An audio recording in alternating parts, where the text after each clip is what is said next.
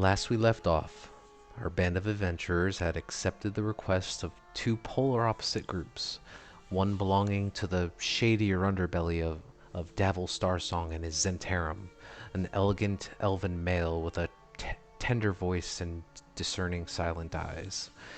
The other, a much more imposing figure of mystery and power, Vara Safar, the current Blackstaff of Waterdeep. Davil had informed the party of murders that had been going on in the Dockward streets, which had caused enough threat to his business enterprises to ask the group of you to settle the incident as quickly as possible. On the other side, you all made your way to Blackstaff Tower, having been informed by Talum that a message had appeared in his mind, beckoning the group of you to the tower. Upon entering, you were transported to a large library and greeted by Vara herself. She expressed her need for finding a monk by the name of Hlam, who frequently isolated himself on Mount Waterdeep. After an arduous trek up the side of Mount Waterdeep, you discovered Hlam alive and well, and were granted insight into the visions gleaned by him and the knowing mistress. Having completed your task, you went back to Trollskull Manor to rest and proceed the following day back to Blackstaff Tower to report your findings.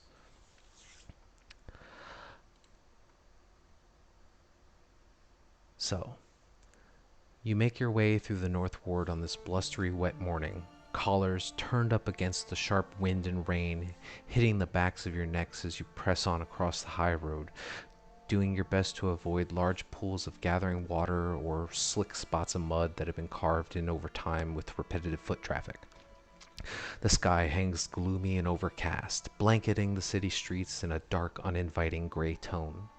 Most folk can be seen sitting and staring out of their windowsills, occasionally shouting across the way to another, while stagecoaches and drays haul passenger or cargo to and fro amid the wet exterior. About 30 or so minutes passed, and you find yourself standing before a familiar solid obsidian tower here on Sword Street, its windowless walls vigilant across its expanse. As if sensing the presence of a welcomed guest, the wrought iron bars surrounding the tower seem to politely bow to the sides, allowing passage. And as you step through, the murky rain, slick morning that you have all trudged through immediately fades to a more warm and pleasant atmosphere. The courtyard of Blackstaff Tower erupts into a more jovial atmosphere as dozens of students and a handful of teachers continue with their classes as if unaware or unaffected by the pouring rains outside. You look above to see crystal blue skies and a warm yellow sunlight stretching across your faces. The tall, dark tower basks in the sunlight as you look for the familiar large archway doors you stepped through previously. And now, upon closer inspection, you don't see any mortar between these stones, but rather the stones themselves seem to very slowly shift around the tower constantly. There's a brief pause as each of you stand there expectantly, then the tower's shifting slowly comes to a stop. A solid bronze door materializes before you. Its polished brass handle reflects off the sunlight within the courtyard. Do you guys step through? I've done this before. And Perry will step through. Yeah, well. Yeah, I'll follow. Alrighty. So, as you step through the bronze door, the familiar sensation of being shifted from one place to another overtakes your senses. As your feet find purchase upon solid ground once more, you blink your eyes, attempting to adjust to the blinding grayish-white light around you. A few seconds pass and your eyes begin to adjust, and you realize that you are surrounded by a thick mist in all directions. You can barely make out the images to your left and your right as your fellow companions, and for a moment, panic sets in as you fear you were sent to the wrong place.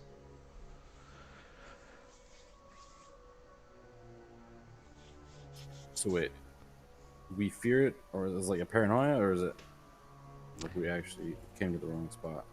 You had the familiar sensation that you were being transported somewhere, but now you feel like you are in this expanse, this open void, and the only things you can barely make out around you are your companions. And there's this very thick, overlaying fog that's covering everything around you. As you try to peer into the distance and trying to get a sense of where you are, you just begin to make out some signs of life. A gravel road starts to appear before you, leading to what seems to be a small village. Its tall houses dark as tombstones. Nestled among these solemn dwellings are a handful of closed up shops. Even the tavern is shut tight. And as you begin to slowly walk upon the graveled road, you stop when a soft whimpering draws your eye toward a pair of children standing in the middle of an otherwise lifeless street.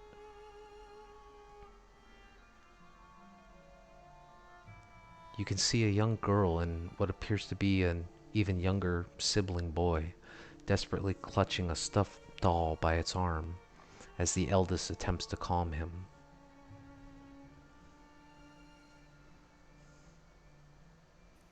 Utterly confused, but Harry will go up to the kids. Are you all right? Nothing to fear. Where are your parents? After a few moments of the older girl shushing the boy, she turns to you and says, "There's a monster in our house." And you see as she points to a tall brick row house that has seen better days. Its windows are dark and it has a gated portico on the ground floor. Its gates seemingly rusty and ajar. Their windows and doors appear to be boarded up.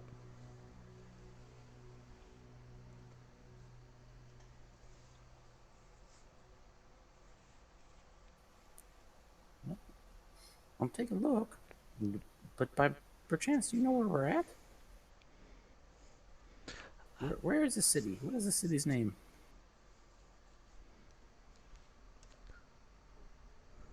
She kind of looks at you and she just shakes her head vigorously from left to right, and she says, um, I don't know where Mommy and Daddy are. Uh, we ran out in fear when we heard the monster's howls. Our baby brother Walter is still inside the nursery. Please, we didn't mean to leave him alone in there. Mommy and Daddy will be so angry with us."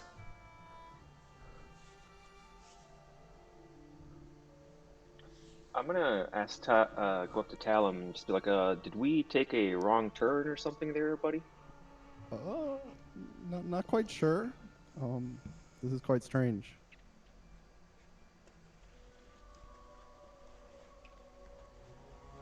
You can see that the older girl is now clutching the hand of the younger brother uh, tightly as he holds his small stuffed doll close to his chest. I want to use Divine Sense. Okay. You take a moment and you focus on your patron and you feel that pulsating energy centering from yourself going out in the vicinity. You are not sensing anything undead in your vicinity.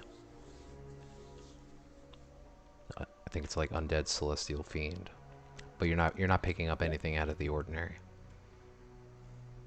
Okay. Please, sirs, we don't want to go back into that house, not with that monster still in there. Will you please help us? Yes, yes, of course. We'll take a look. How big is the house? Taking a look at the house here, make a perception check for me. Of course, don't have my character sheet up.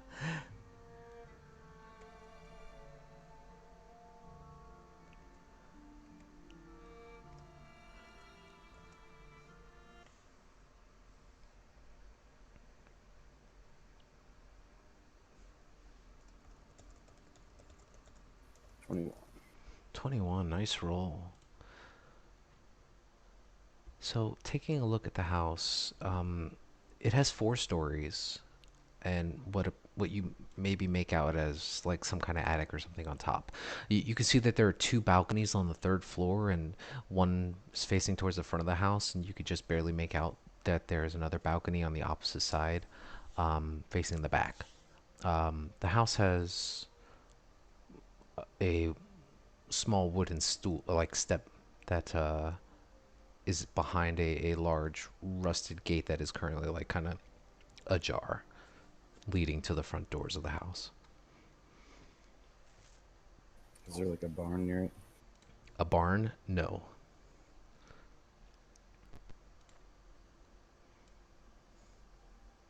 Do we hear anything? They said there was like a monster. You can make a perception check.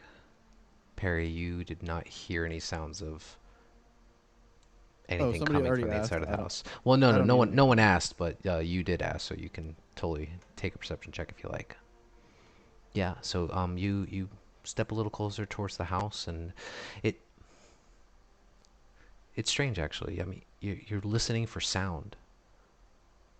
You don't hear any sound anywhere around you. You can barely make out in the distance from this house a small outline of a town in the vicinity, but there are no signs of life, no sounds of birds, no crickets or stray cats roaming through. It's eerily quiet other than the group of you standing together in the front of this home.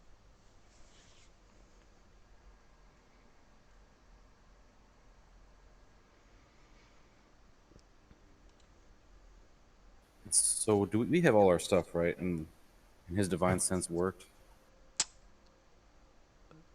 I mean, in a it's sense that he knew that it wasn't like I don't know.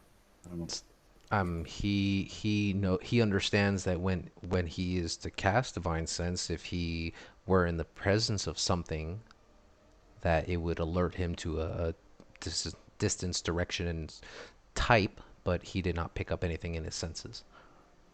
I I'm gonna guess. I'm Sorry. gonna I'm gonna cast Mage Armor real quick. Okay, so And that. I'm just gonna kind of thrust my arm. I don't really know how to word it here. I'm gonna kind of thrust my arm forward, like if it was like a punch in a sense, Hmm. and bring it back. And when I do that, like the my gauntlet just kind of expands a bit into like like it's ready for battle uh, position, I guess. And as I do that, I'm just gonna be like, so are we going in?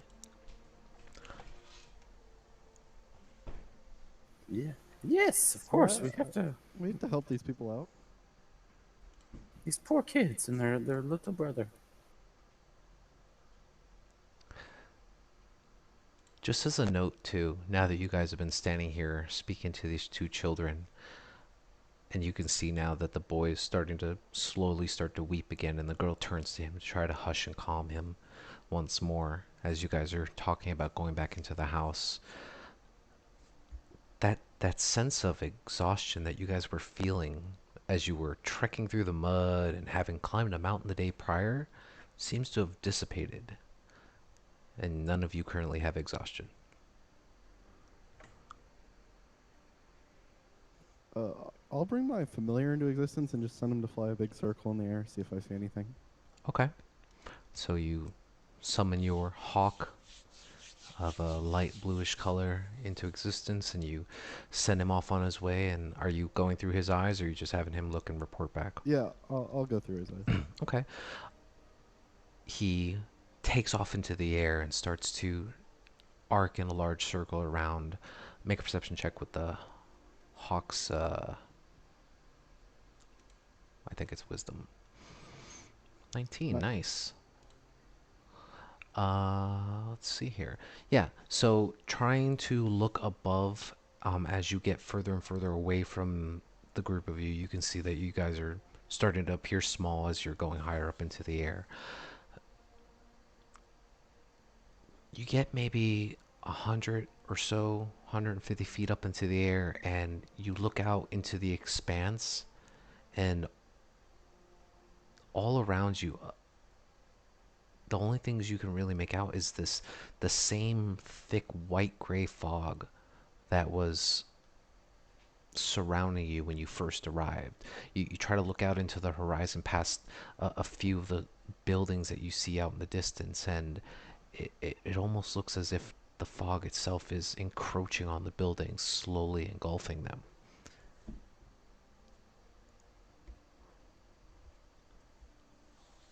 I relay that information to the group. Are there any windows by the front door? There are no windows directly by the front door, but there are a couple windows on the ground level that you can see behind the fence. As my cat jumps on my computer.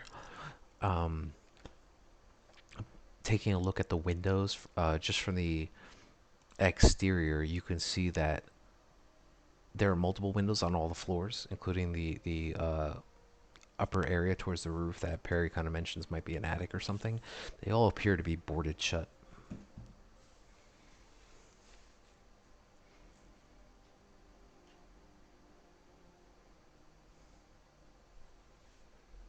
I'll move up cautiously, like to open the door.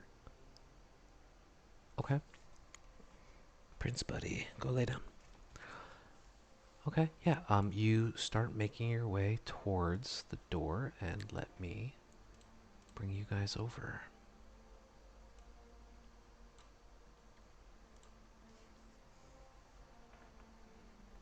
Please let me know if and when you can see things. I see a black screen. Oh, there it is. Yep, I see it. Okay. I see black. You go all Oh, the way there we bottom. go. Well, I'm good. what do you guys see? Because I Sneaky. believe, yeah, I believe you would have probably. I cast light on you, Talon. That's why. Bottom left corner, I see it looks like just a wall with maybe a door in the window. Yep. Yeah, that's all I see. Okay, Just a perfect. little strip. Perfect. So you guys are currently kind of sitting in front of the house here. Um, Again, a lot of this would be theater of the mind, but this way that you guys get a more visual representation as you're navigating this place. But you watch as Talon makes his way up towards the front door of the building. Or Tizio, excuse me.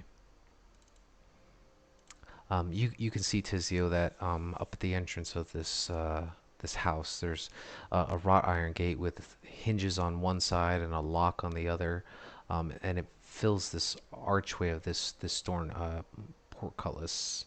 Um, the gate appears to be unlocked, and its rusty hinges shriek when you gently push on it. You can see that there are some oil lamps that are hanging from the small archway that covers the front door, held in by some chains. And the doors themselves are appear to be of some sort of oak or wood.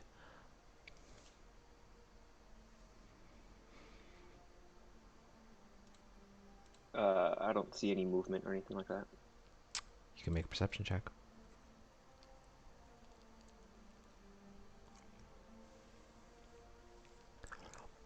No, you take a minute to try to peer and listen. You unfortunately don't hear any sounds or anything coming from within.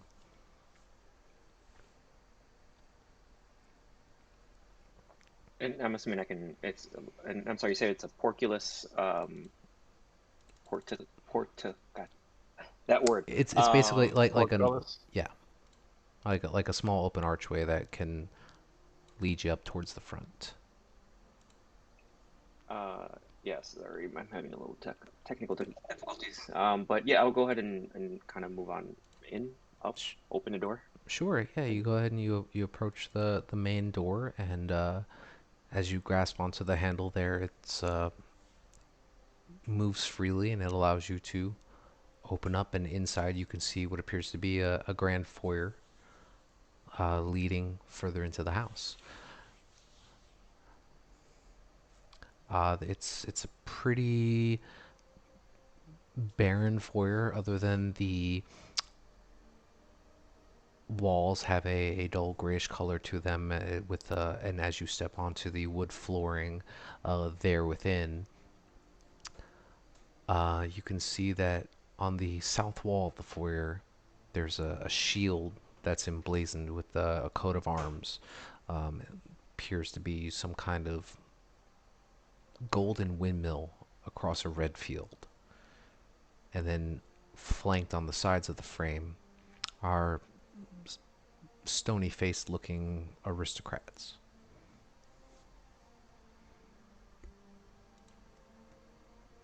Anyone I recognize or just generic faces? You can make a history check.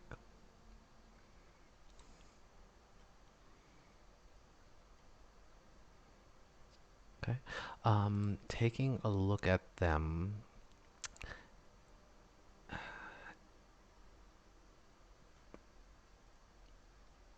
I would say that the the coat of arms being a windmill, it's not something that you would immediately recognize, as there are not any windmills necessarily where you grew up. And with the short amount of time you've been on the Sword Coast, you haven't really seen any windmills or granaries that might represent such a household.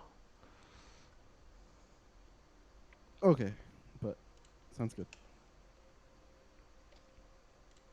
Sorry.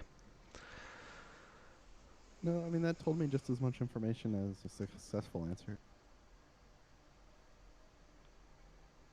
So, yep, you guys should be able to navigate through the buildings, and as you guys enter into newer areas, I can explain stuff to you.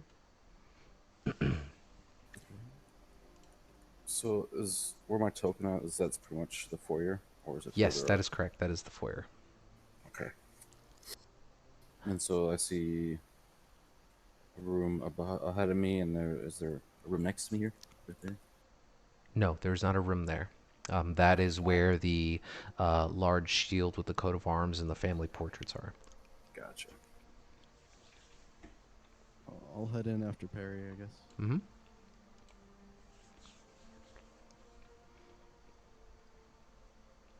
Yeah, if you guys want to move forward into the next area, just say, hey, I'm going to move up or move whichever direction. I'll elaborate on what they are when you get in there.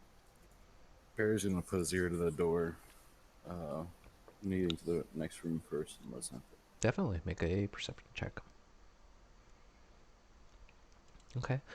You lean close to the side of this mahogany frame double door leading from the foyer further into the house. Um, you can see, not at your level, but up towards the top of the doors, there are some panes of stained glass that cover the front of this double door entrance, and you lean close to listen, and it sounds extremely quiet. Tizio, you wanna play with those glasses? Yeah, definitely. Just cover me if you see anything. Sure.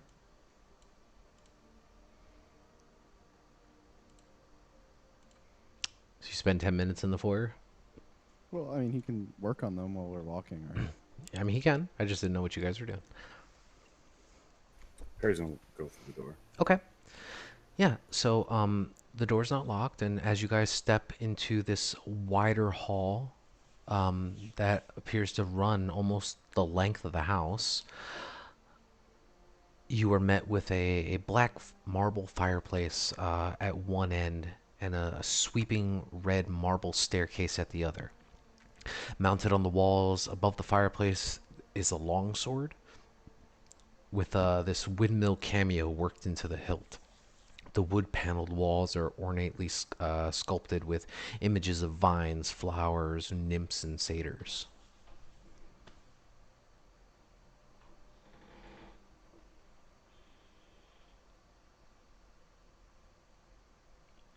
There are 5 doors in this room. Oh boy, that's too much choice for me. Perry, if you want, I can give you light. That way, you're not just feeding off of Tizio's light source. Yeah, I was gonna ask this. Yeah, If you just not a light problem. torch. Do that right now for you. So I'll light a torch with Druidcraft. Okay. All right. So torch radius is actually bigger than the light radius. Actually, I think it's the other way. No, Torch is 20 feet. Well, I looked up the light one before we started, and it was 20 bright, 20 dim for light. Oh, okay. Let me make sure the. Nope, it's the same actually. 20 bright, 20 dim. Because I had to make sure if it was like you were casting dancing lights or light, but then I looked at your spells and it was light. So 20 feet bright, 20 feet dim. Should now have light. And everyone else should now see a bright burning torch next to in Perry's hands. So besides for us, it's dark in here. Like besides for our lights, it's not Yes, like our lights. as you yeah, I'm sorry, I forgot to elaborate that. Yes, so as you enter into this house itself, any currently there are no windows in the rooms that you are in.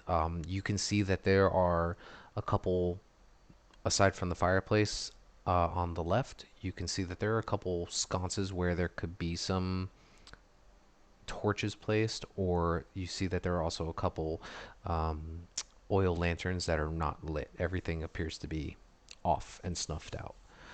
The room itself is giving off a very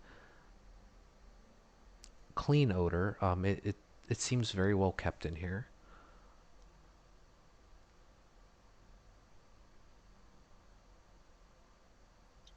Is Any there signs of commotions or anything like that? By the way, I don't know if I have to do that after I do my detect magic stuff. Commotions from elaborate for me. The the monster that the kids were saying, like Oh yeah, anything knocked over or anything like that. yeah. You guys are further in the house now. You can make perception checks if you like. Clarion, are you going into the main hall as well? Yep. Okay, lovely. Clearly, I'm busy, so I rolled Yeah, low. yeah. I mean, it's eerily silent in this hall. Everything looks extremely pristine and well maintained, but you guys are not getting the sense that anything's out of place in here.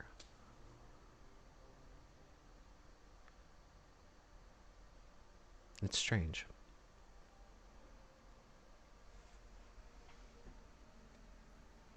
is there any door that does that do any of the doors give away like what they are, or do I have to like, or am I have to go through to find them, figure it out? You mean like it says, and this is the entrance to kitchen, this is the entrance to bedroom, things like that, or? Or if they're ajar, or if there's Uh, windows on them, or so all the doors are closed. If you go up to inspect them, check them, they don't appear to be locked. So you guys can traverse these doors freely, but there don't appear to be any kind of indications as to what goes into what room.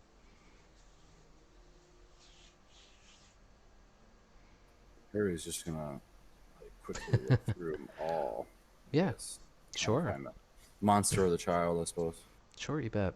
Yeah, so I can give you off some brief descriptions. So where you guys currently are, you can see that this dining room, the centerpiece of this wood paneled dining room, is a carved mahogany table surrounded by 8 high back chairs with sculpted armrests, cushioned seats. A crystal chandelier hangs from above, which is covered with resplendent silverware. Crystalware is polished and dazzling to shine. Mounted above the marble fireplace in this dining hall is a large mahogany frame painting of an alpine vale. The wall paneling is carved with this elegant image of deer among trees. Red silk drapes cover the windows to the well, in according to this map, it would be the east, but directly across from the door. And a tapestry depicts hunting dogs and a horse-mounted aristocrat just chasing after with a wolf hanging, and then you can see there's an iron rod bolted to the south wall. You guys should be able at the top of this map, if you zoom out a little bit, see a compass, I believe. That's blacked out from me. Is Yeah, it? me too. It might be because of vision, but yeah. So basically, we'll just go with north, south, east, and west as normal, based on the direction you guys are currently at. So no biggie. I'll have to fix that later. So yeah, so this is the dining hall here. If you guys were to pop into here, this appears to be a small closet offshoot. A cloakroom has several black cloaks hanging from hooks on the walls, and a top hat sits on a high shelf. To the south, you guys can see that there is a oak paneled room that looks like a hunter's den. Mounted above the fireplace is a stag's head, and positioned around the outskirts of the room are three stuffed wolves. Two padded chairs draped in animal furs face the hearth, with an oak table between them, supporting a cask of wine. Two carved wooden goblets, a pipe rack, and a candelabrum. A chandelier hangs above a cloth covered table, surrounded by four chairs. Two cabinets stand against the walls. The east cabinet sports a lock, and the other cabinet seems to be slightly ajar.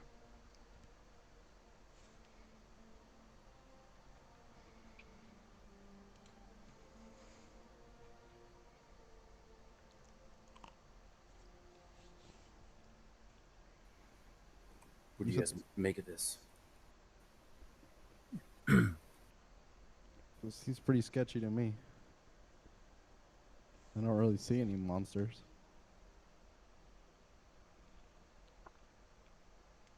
I feel like the door being slightly ajar is out of character for this house. I might just peek in there quick, Sure. see if maybe something's hiding in there.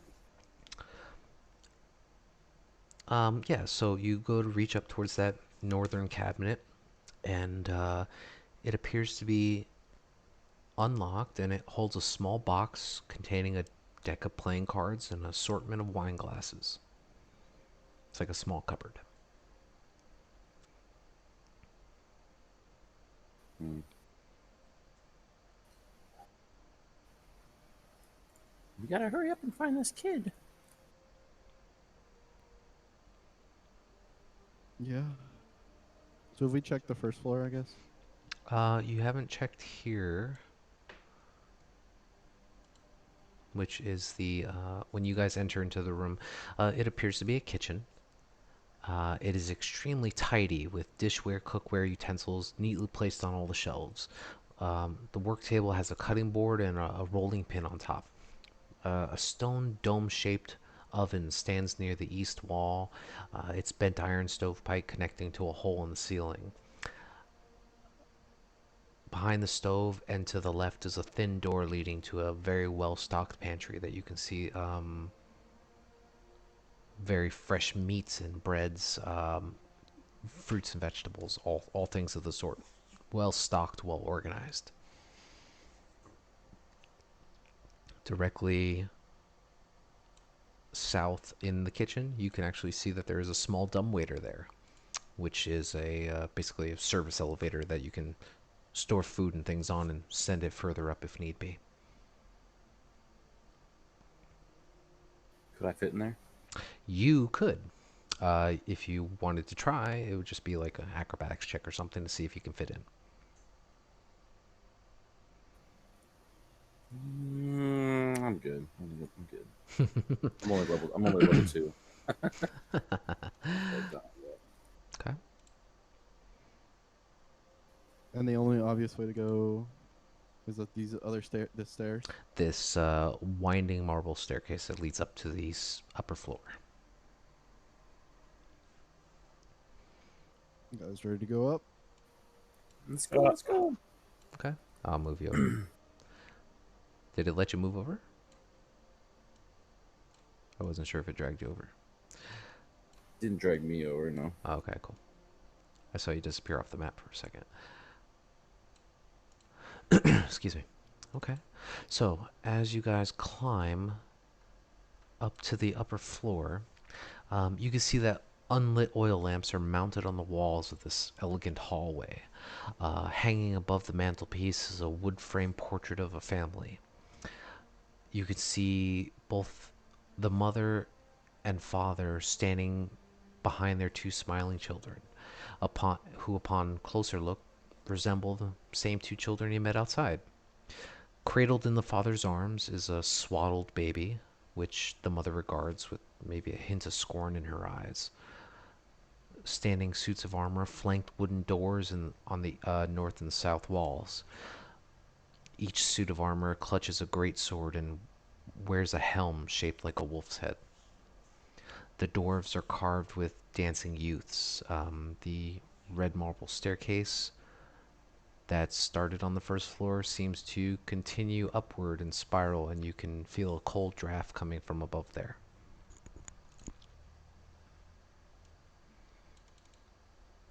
Well, Harry can't miss a chance to inspect some armor, so he's gonna look at it closely. Okay. Yeah. As you get closer, go ahead and make a investigation check.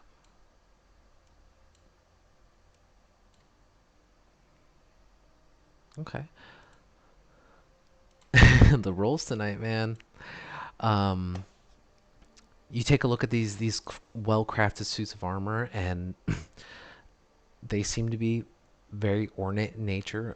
Very finely made with details and intricacies. You can see that there are on the center chest piece the same emblem that you saw downstairs on the foyer wall, the shape of a windmill outlined on the chest. And while you're in the midst of inspecting it and everyone's just kind of looking around the room, the suit of armor on the bottom left corner suddenly and without motion or without warning just grabs its longsword and swings it in your direction, Perry. I need everybody to roll initiative. Knew I should have put sanctuary on myself. You have like 20 AC. It's fine.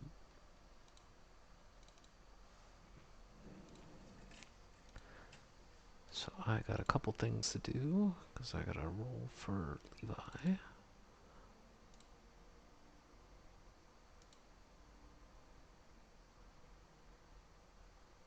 think I put Levi in right now.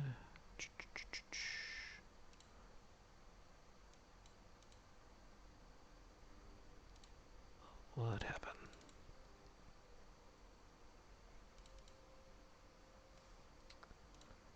Phooey.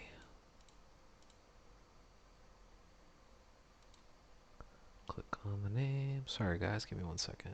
This thing's acting silly. There he goes. He's added.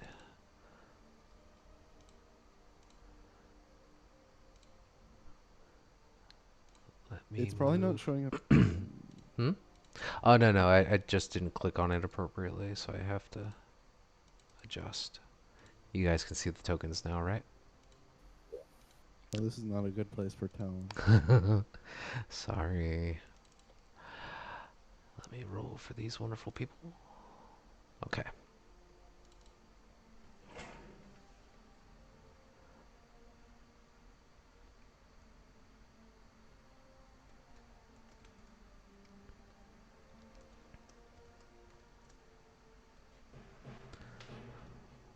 Perfect. Okay, so with that, let me change the ascending order. Calarian, you are up first. As you see this one piece suit of armor that Perry's inspecting lunge toward him with a longsword. Which one is the one that's attacking him? Armor 3.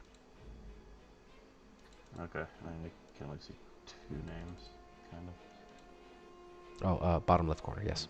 Sorry, it is a crowded area for you guys. Um,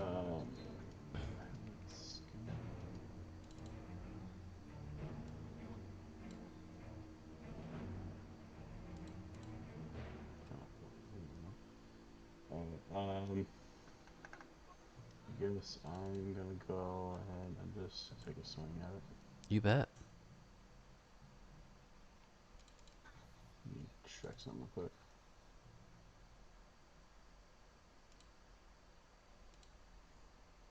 Yeah, it's a regular swing. Or not. I'll do bountiful luck with his for my reaction. Good to know. Yeah, you bet. Go ahead and you get to re-roll that one, Clarion. Whoa! Opposite spectrum. Dynamic lighting's killing you. I will take note of that in the future. This map's kind of... I didn't break this map up into different maps, so if I take dynamic lighting off, it's gonna reveal the whole area for you.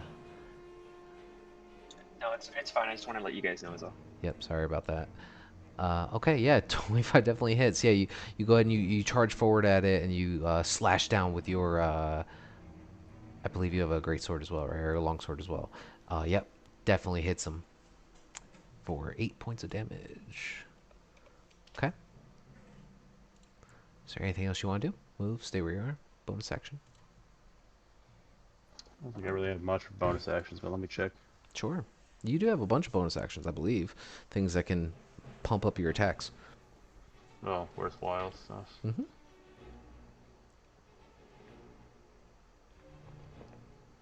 Tell him you're next. Wait. My spells are not things I selected. What do you mean? I don't think. Like the spells I had ready last time don't look like the ones I had ready before. Interesting. Let's... I don't remember there being 2 different divine smites in my spell sheet. Well, so I separated it for you because one is always prepared divine smite and one's for the undead, so I separated that. Huh. But they're both always prepared, so they don't count against your prepared spells. Okay. No, I'll just end my turn here. Okay. Tell him. Because for you... This is for how many prepared spells you get to have.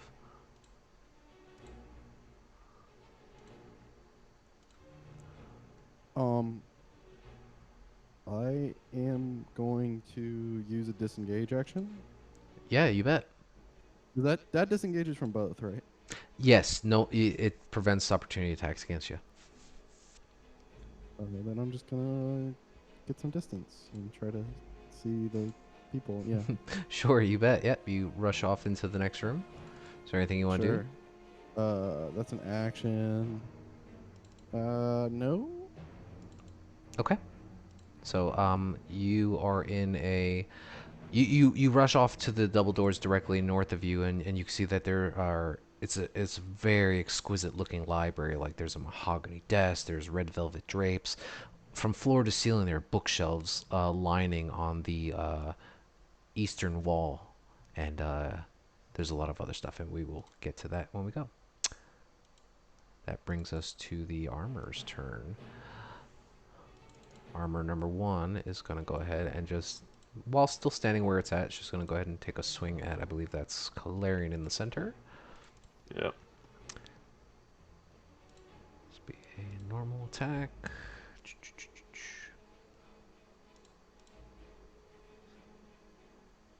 So he's going to go ahead and take one swing with his longsword.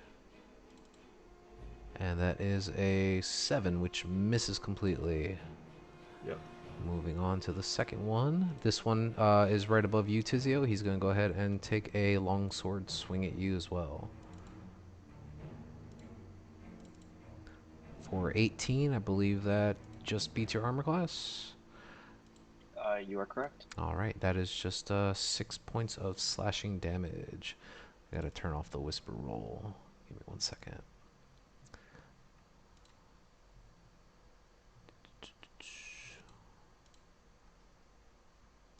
Come on, buddy, where are you?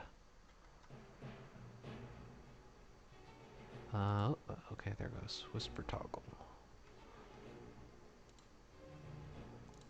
Alright, then the third piece of armor directly next to you, Perry, is going to go ahead and take its swing on you. Mm-hmm. Whiffing completely. And then the last one directly behind you is also going to take a swing at you. For 13, which misses completely, I think, right? Correct. Perfect. Your AC 19 or 18? 19. Thank you. Awesome. Okay, that ends their turn. Tizio. I apologize. How much was it? How much damage? You said 8? You only took 6 points of slashing. Thankfully, not too much. Okay, cool. I'm going to I guess use a poison spray here on the one directly north of me. Okay, that is a Constitution saving throw, I believe. Yes. All right, stand by. Need to adjust that actually. You took 4 points of slashing damage. My apologies. It should have been a D6, not a D8. Let me double check their conditions. For me? Yes, for you. So add 2 points of health back.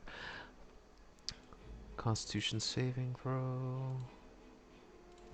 6. He fails. All right, that is 12 points of damage to the one north of you. You said? That is correct. Perfect.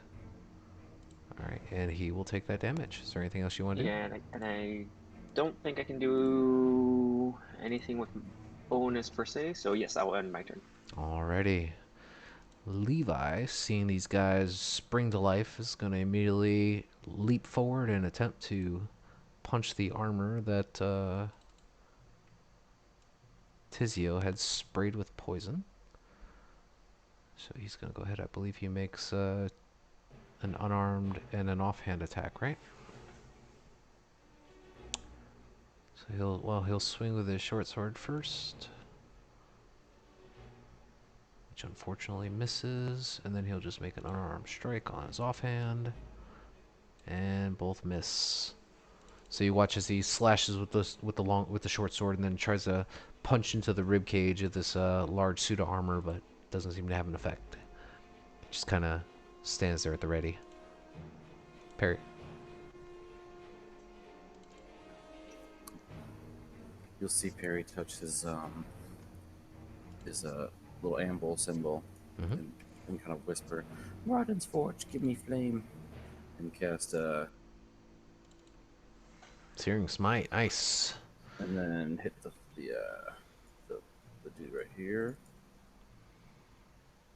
Yep, number 3. There's one here.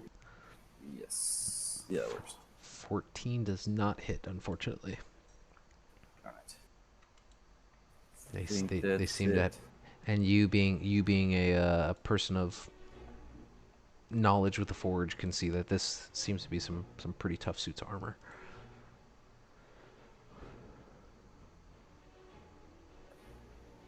That's all I got. All right, back to the top of the round, Clarion. I'm gonna hit armor 3 again. Yeah, go for it.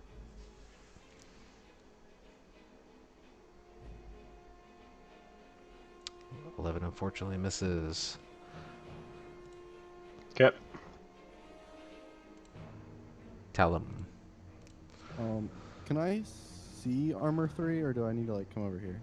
You'd probably have to adjust a little bit, yeah, to about there, because you busted the doors open, so they're now open, so you can see back into the hallway.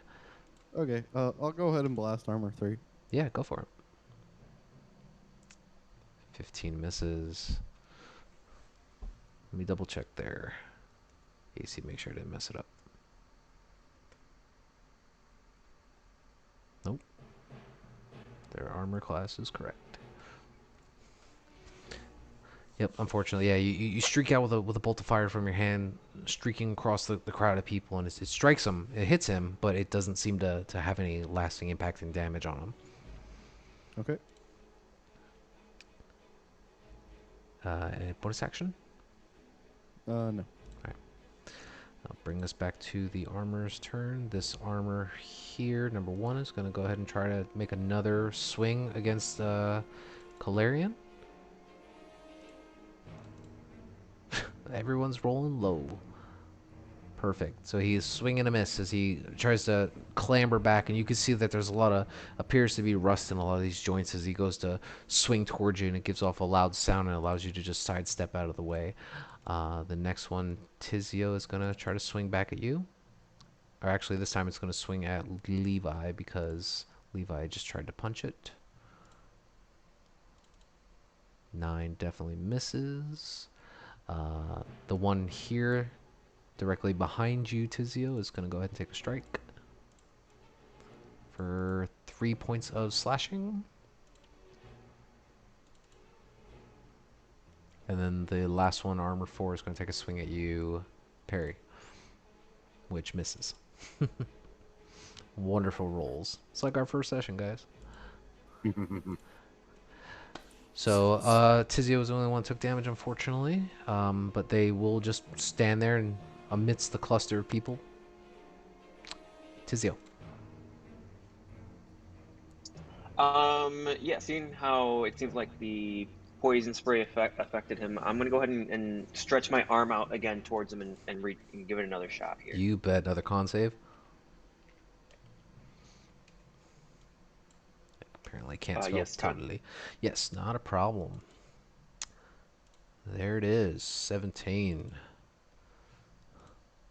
Believe that makes it. That it indeed it does. Yeah, I'll end my turn. You bet. Don't forget your DM inspiration, guys. Levi, being a little frustrated with this suit of armor, is going to go ahead and make another punch with his short sword. 15 doesn't hit. He's going to offhand. 13, definitely not hitting. Yeah, it's low rolls tonight, guys. All right, and then he's going to spend one of his key points to just take patient defense. And that'll end his turn. Perry, show this armor what's up. Oh yeah, he's gonna take another whack at that guy. That's the same guy. Go for it. Oh yeah, 19 hits.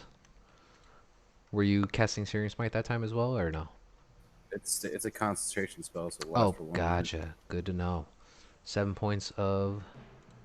All And right. The con save is for every turn after. 13. Every time he starts his turn. Okay, and that was armor No, 3, right? So he only has to do a con save at the start of his turn. And then Right. he takes 6 points of damage every time, or a 1d6 every starting turn. Gotcha. Perfect. Okay. I'll just No, I got him. I got it. So yeah, I'll make sure he does a con save at the start of his turns. Drawing is a free action, yes. Oh, thank you for reposting. So right now he just takes the 7 damage from the Warhammer. And he does take a 1d6. Oh, for the initial? So yeah, also at the start of every turn he has to make a con save. And Perfect. Roll another d6. Okay, I will keep track of that on him. Got it. Yeah, if you're drawing something from your side, or it depends. I mean, are you just trying to like pick up a weapon? Picking up a weapon's a free action. If you're trying to interact with something, it might be an action. Just let me know. And then I will also who got hit? Tizio got hit twice. Okay, so I will take a silver mirror and then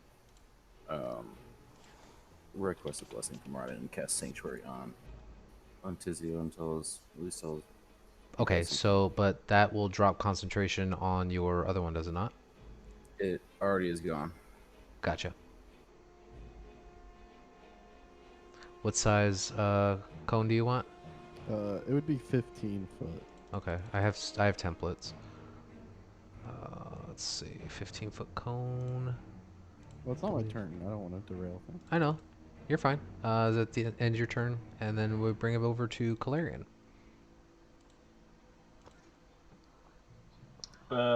Same thing. Just keep attacking number 3. Alrighty, go for it. Oof. you watch this time now as you're getting the hang of their timing, and you're able to scrape across his armor, but it's just not having deep enough of an impact yet. But you're almost there. Just barely What, an missed. 18 AC? Yeah. Jesus.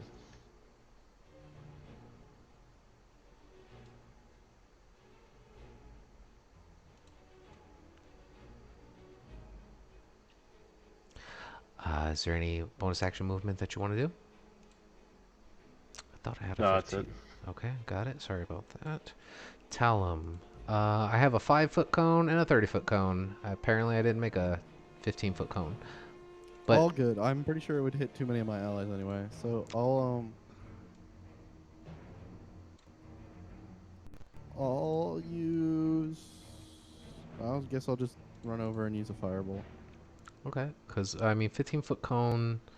Basically, it's like this. It starts here, and then it goes one square out, and then another square out. I believe, like this. So that would be your cone. Unless you Oh, okay. unless you stood further back. So if you were to like, oops, if you were to stand back, you could probably take the cone and have it blast like this. I mean, if that's possible to hit both those two, then I would do that. Sure. Yeah, I'll allow that. That's fine. You would know the radius of your cone and be able to swing. So what are you trying to do? You can't see his health. Let me fix that, because that is my fault. Bar number 3. There you go. DC dex save for the 2 of them. Got it. Give me 1 second to adjust. I usually have that set up ahead of time, but I did not. Perry, let me know if you can see his health now. Oh yeah, I can see the bar now. That's Yep. awesome. Sorry about that. No, I didn't even know that was a thing. Yep, because we just did it yesterday. Con save for 2 buddies. This is the one on the left. This is It's the one on the Dex. right. Dex. Oh, Dex. I'm sorry. Oh, even. Let's see. You know what? I'm just gonna keep the first 2 rolls because they were terrible. I rolled a nat 1 the first time, so that one fails on the right, and 6 plus his Dex is 0 anyway, so that's fine. They both fail. That was my fault for rolling the wrong one. So they both fail, and that's 7 points fire damage. Nice. Easy enough to do. As you see that they were not anticipating the large blast of fire coming from the library. Roll a d100 for me. Okay. You did not ignite any of the books on fire. And is there anything else you wanted to do? No, I'm just. Perfect. Speaking of fire, you see now that these 2 suits of armor, having gotten blasted in the back, are going to go ahead and turn and start marching their way towards you. They have a movement of 25 feet, so this is 5, 10, 15, 20. This will get an attack of opportunity from Khelben. Conditions for Sanctuary are I have to roll a Wisdom save, and if I fail, I have to target someone else. 12, no, that doesn't hit, unfortunately. He's going to take 1 swing at you. My AC is 14 right now, by the way. Yep. And he's just going to hit you for 8 slashing. Oh, gotcha. And then this other one, seeing Khelben swing at him, is going to go ahead and swing at Khelben. So armor number 2, I believe, is going to take a swing at you, Khelben, for 9 and misses. Armor number 3, at the start of his turn, he has to make a con save or take fire damage. 13 or higher. He rolled a 3, so he fails. So how much fire damage does he take? 2 points. Perfect. As you watch as some of the embers burning inside him seem to start melting and fusing the chainmail inside, and he's starting to look a little rough. He's going to go ahead and take another swing at you, Perry.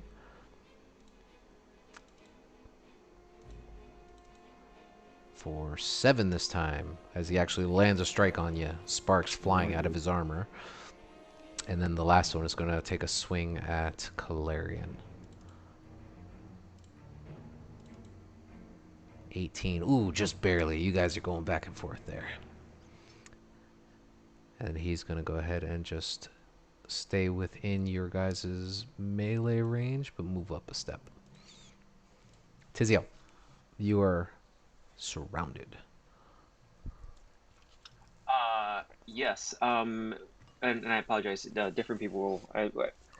We've been attacking multiple enemies here. Which one has been hit the most that I can tell? You can see that Perry has been wailing on the one that's currently like. You can see ember and sparks are kind of pouring out as some of the chainmail and metal is starting to fuse together in places. The one at the bottom looks really rough. I'm gonna uh I'm gonna look back and just tell Levi sweep the leg and use the help action. Can I do that? Nice. Okay. Yeah. Yeah. To give him advantage on his attack. Okay. I'll allow that. Sure. And yeah, that'll be my turn. Nice action. Nobody really ever uses that. All right. So Levi, hearing you, he's gonna go ahead and he's gonna try to swing out with his leg and try to catch this suit of armor on the side. And he's gonna go for a. I guess this would be a. We'll just make this an attack, and then we'll give it advantage. Nice. It's the wrong sheet.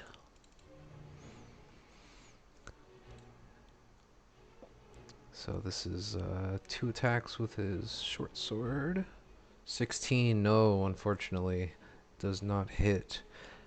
And then he's going to go ahead and do his unarmed, and I'll still say this is an advantage. 21 does hit. Perfect. As this guy gets popped in the side for 6 bludgeoning damage. And then he will spend his last key point to do flurry of blows for 2 more hits. I believe he only has 2, right? Monk level determines how many key points he got. Yep.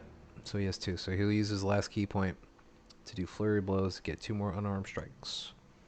Yeah, I'd say with advantage. But unfortunately, both of them miss. As you can see, he just lets out this flurry of blows on this guy, and he's just swinging left and right. And this suit of armor is just—he's looking really beat up, but he's just not doing that enough damage to make it collapse. I said go for the legs. Kind of flips you the finger. Perry. So Thalem's right here, right? That's Thalem. correct. Yep. And he's looking bloodied up.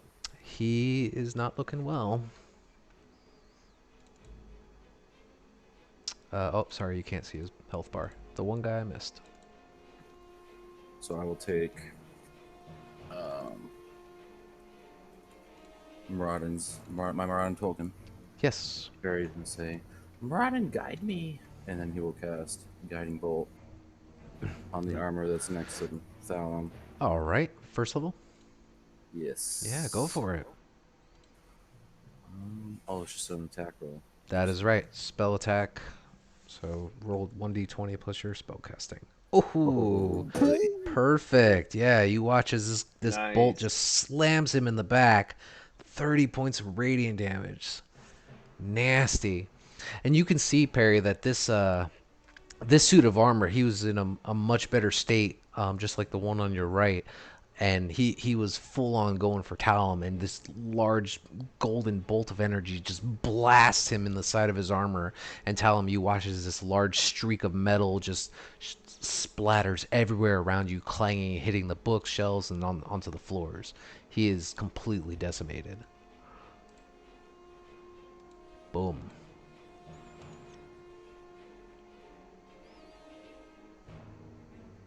Nice. So, unfortunately, there won't be advantage on the next attack, but yeah, you definitely wrecked his world. Bonus action, movement? No, I don't have a bonus action I can really use. Okay. So that's good to go. Calarian. These suits of armors are pissing you off. Your inner... Go ahead. Because I may have missed it. For armor 3, what's the symbol in the top right of the token? I'm sorry, say that again? I may have missed it, but what's that symbol in the top right of the token? Symbol on the top right of the token. Oh, that orange thing? That line? It That- doesn't look like orange to me. Or guess. that's me making sure that he does concentration checks or constitution saving throws on his turn. Because Perry did a searing smite, so every turn, he has to roll a Constitution save. Alright, I guess I'm gonna try and roll it again. Yeah, go for it. Both the one in front of and behind Tizio look really beat up. The one behind you looks like it's still brand new. Going for number 3 Okay. again. Push him down. Yeah, 22 definitely hits. And that is just the perfect amount to take care of him. So yeah, this time now, seeing their weaknesses, seeing how everyone else is hitting them on the sides, you're able to just come down with a large swing at him, and you watch as you start cutting into his breastplate, and as it starts to tear and rip from the embers that are burning inside and the chainmail, it all starts to just crumble into a pile onto the floor. Awesome. Bonus action, movement.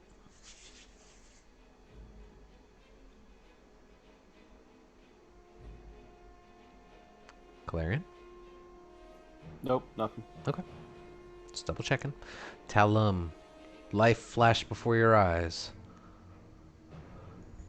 I'll put my head out and shoot a firebolt at this. Yeah, go for it. 16. Oh, yeah. You watch as another firebolt just releases and hits him in the back, and you see sparks fly off, but he just kind of glances back over in your direction menacingly. That brings us to the armor again. This one now, not sure what to do, being surrounded, is just going to go ahead and take another swing at the target it knew it could hit. Tizio. It's got to make a wisdom That's throw. right, you are right. It has to make a wisdom save first.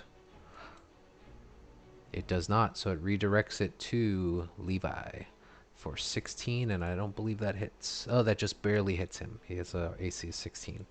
So Levi will take 3 points of slashing. That one. Thank you for the reminder. I'm going to put a little marker on you, Tizio. And that will end his turn. And then the last one, Calarian, it's going to go ahead and swing right at you in the back. For a natural 1. So he completely whiffs and stumbles forward a little bit. You just kind of sidestep him easily. Tizio. Seeing how this guy just kind of keeps going after me, and Tizio is such a pretty boy. I'm gonna start trying to go on the defense and dodge. Okay, take the dodge action, you bet.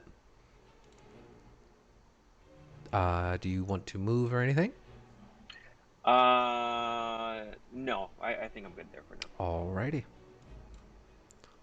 So while you're taking the dodge action, Levi is just getting a little frustrated. He's going to kind of skirt up closer to this guy, and he's going to take 2 more swings. Not at advantage. First with his short sword. Finally. So that'll definitely crush him right there. So yep, so as he does a little slide across the floor and tries to sweep at his legs, this time with the short sword, you can see as he cuts back one of the chain links on the back of the armor, and it just starts to crumble and fall down into pieces. I almost had him. He just looks at you and nods a little. Perry. Perry will take another swing at the armor nearest him. You bet. 16 misses, unfortunately. Got high stuff. I think I'm out of bonus action stuff I can do, so All right. that'll be it. Now remember, guys, you can work together to try to flank and get advantage on these guys. So if you guys are base to base and on both of the directions, you could get advantage on those attacks. Clarion. No.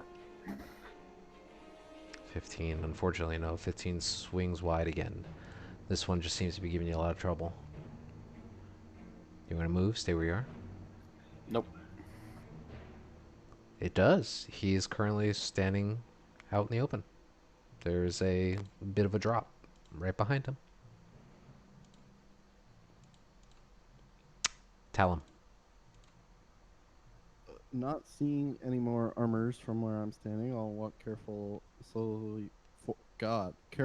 forward slowly, so I can see him, and then I'll launch another firebolt. Go for it. 20. 20 definitely hits.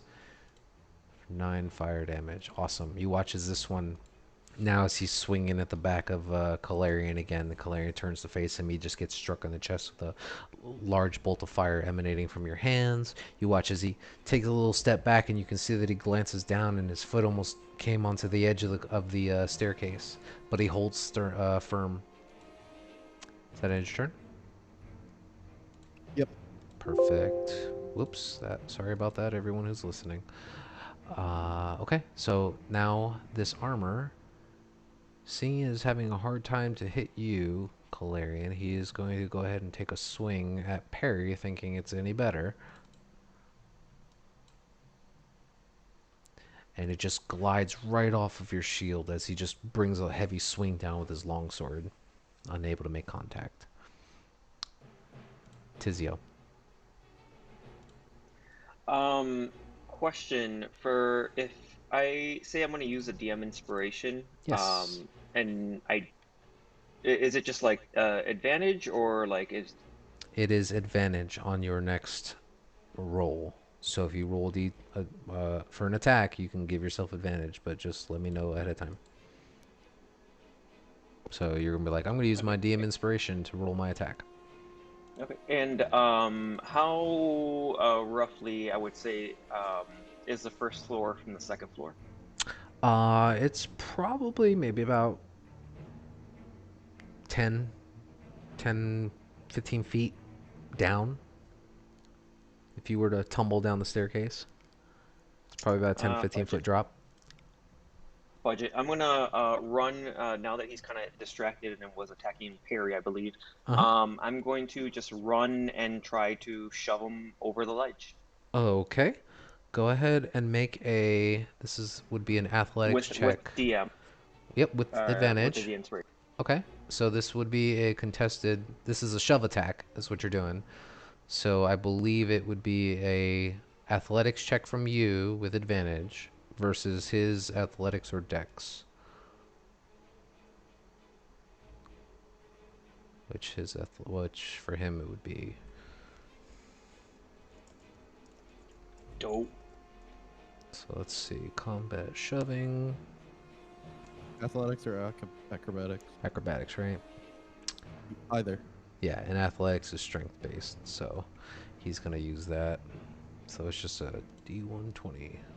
So 15, yeah. So unfortunately, you go to charge forward past Calarian and you shoulder ram him, and you feel your shoulder kind of pop a little bit as you see this large suit of armor just kind of puts out his palms towards you, and then kind of pushes you back into place. So say, because Calarian's right in front of you, he'll kind of like jettison you to the side here.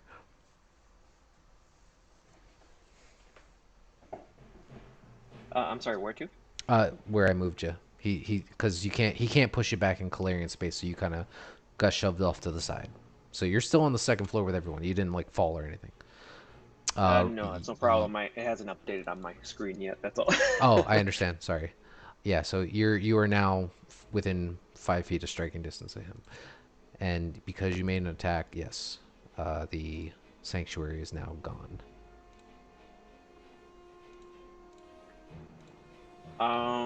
And I believe I still have a little bit of movement, so I'm gonna move back one towards Callum. Okay, that will. No, yeah. If you're just moving, you're within striking distance of Yeah, the creature. You want to still stay within his melee range. correct. Yeah, I don't Gotcha. want to do You're the fine. opportunity attack. Okay, sounds good. Anything else you want to do? No, sir. Alrighty. Levi is going to go ahead and rush over. Oops, I almost grabbed the wrong token. And he's going to kind of rush past the group of you. He's going to stand on this side here, and he's going to go ahead and take his 2 punches.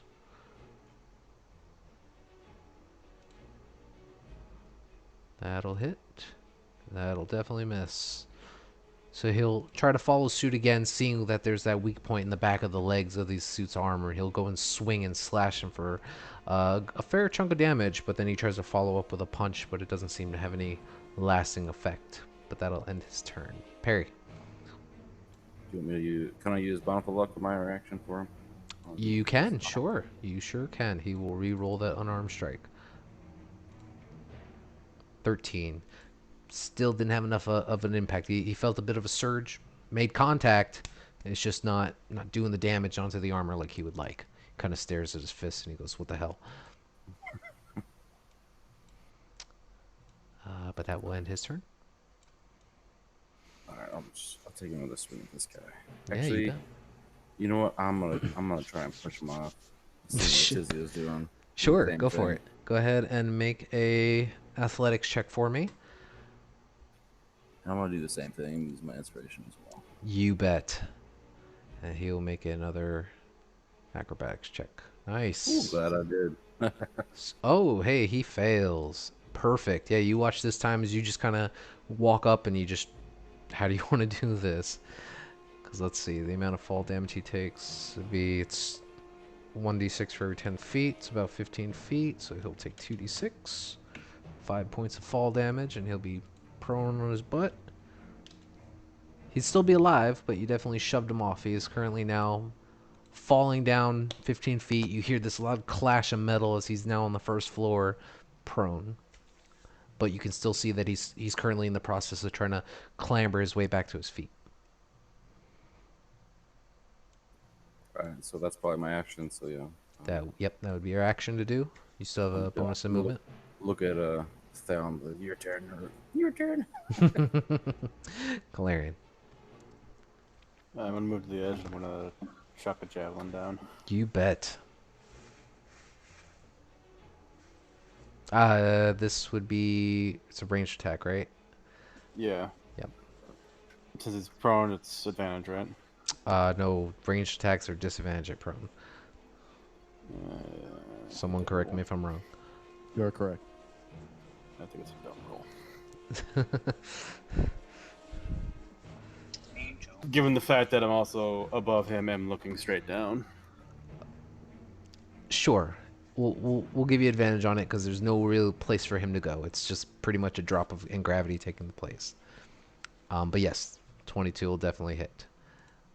You can see now that as the javelin pierces in through his skin, or his armor plates, right between like the abdomen and shoulder, it's sticking out of him, but you can still see he's starting to creak a little bit. His movements are getting a little bit slower, but he's still trying to get to his feet. He's looking really rough. Okay, I mean, that'll be my turn. All right. Tell him. I mean, can I get to a place where I can see him?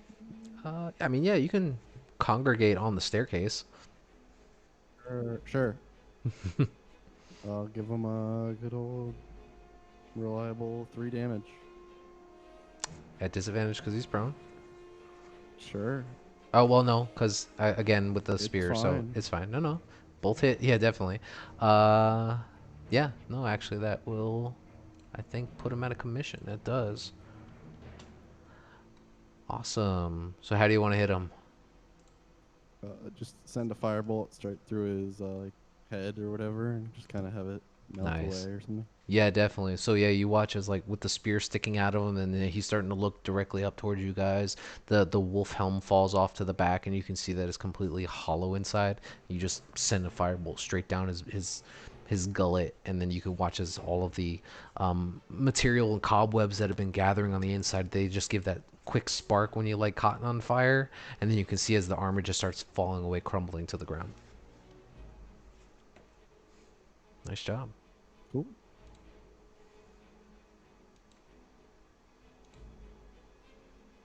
So, as you guys stand there, a little worse for wear, a little worn out. You guys have successfully took care of this armor that seems to have been idly sitting for someone to trespass. What do you guys wish to do? I've never had armor beat back at me. Ridiculous. Neither have I. Neither have I. Tizio's gonna just inspect some of the, take a moment while the others do their thing, and just kind of inspect the armor and kind of see what was it that was making the move and whatnot. Go ahead and make a investigation check for me.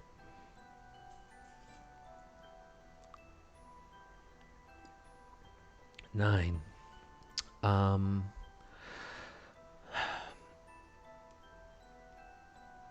you've seen constructs before. You understand the concept of them, and how they can be used to make inanimate objects animate and have them perform functions such as defense or basic simple things. This is your first time up close seeing a full physical construct that's been able to fight in combat, let alone 4 of them all in the same locale. It's quite astonishing. But as you're peeling back breastplate, shoulder plate, chainmail, you're looking for any kind of indicator of what drives this entity. You're not able to find anything significant that kind of gives you a good indicator, unfortunately. Rats.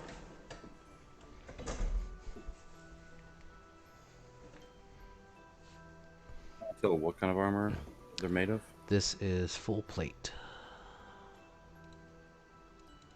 And it's just like sitting there. It didn't like disappear or anything. The armor is just sitting in piles. There's a pile sitting in now at the center of the main hallway on the first floor, just crumpled to bits. All the other ones that you guys had fought seem to have been scattered, blown apart, unmoving, disassembled. Looks like we got some free full plate. Well, It's pretty battered. It would need some repairs, but yeah, there's enough scrap material there for you guys to possibly put together a set. I don't want to rob the people.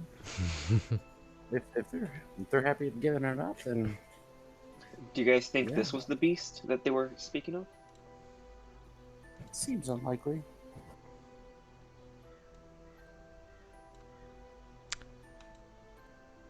You can roll an insight check if you like, Tizio, Perry.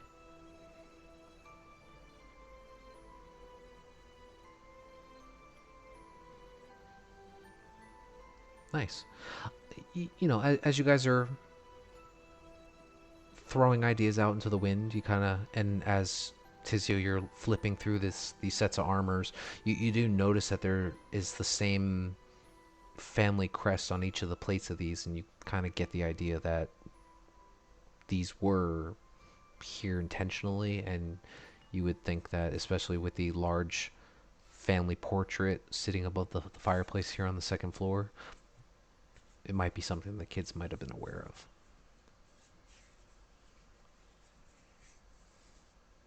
You also And recall they that didn't even warn us. you also Jerks. recall that the kids had mentioned that they could hear the howling, but they didn't clarify.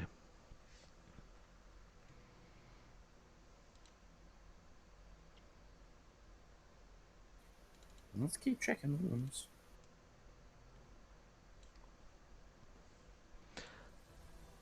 Although So I could use a rest, but I don't know if we have time. BTW, what was the time of day-ish? Perhaps you said it, I just don't remember if it's like the sun was slowly coming up. I know you said it was extremely dense fog and stuff like that, so I don't know how well. and Um, that's unfortunately the problem, is that it's really hard to get a grasp of time in this place because of how thick the fog was and how blinding it was. You're not sure if that's because it was directly above, or maybe the sun's setting, so those rays are bouncing off the fog in a way that's making it harder to see. It's hard to get a sense of time or location no, here. no orangish colors. Then. No, everything appeared to be this grayish white slosh. Okay.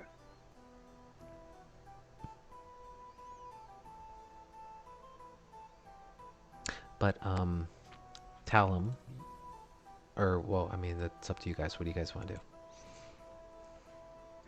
Do you think we should find like a safe room we can just kind of barricade her in, or something? I've Well, never been harmed in a library. well, I mean, Perry's worried about the kid, the other kid, right? The other kid that we're looking for is kind of the big issue. It'd be. You said the baby, if I remember correctly, a child, a toddler, or a... I don't want to sit around for an hour.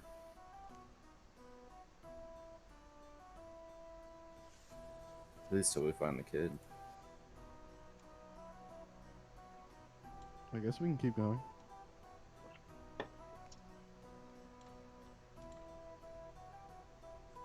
Up to you guys. Well, I'm gonna keep looking. Okay. Well, as you say that and you push open the double doors to the south there, Perry, you come into this large conservatory type room. The gossamer drapes cover all the windows in this elegantly appointed hall, which has these brass plated chandeliers hanging from the ceiling. Upholstered chairs line all the walls, and stained glass walls, and stained glass on the walls in a hanging depict beautiful men, women, and children singing and playing instruments. There's a harpsichord with a bench that rests in the southwest or western corner. I have to change the directions based on what I wrote. Alabaster figurines of well-dressed dancers adorn all the mantelpieces over the fireplace in the corner. Yeah, it appears to be a grand music conservatory room.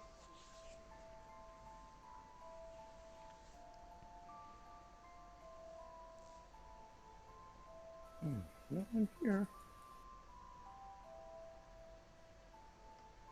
You said this was a library? It is. So there are red velvet drapes that cover the windows in this room.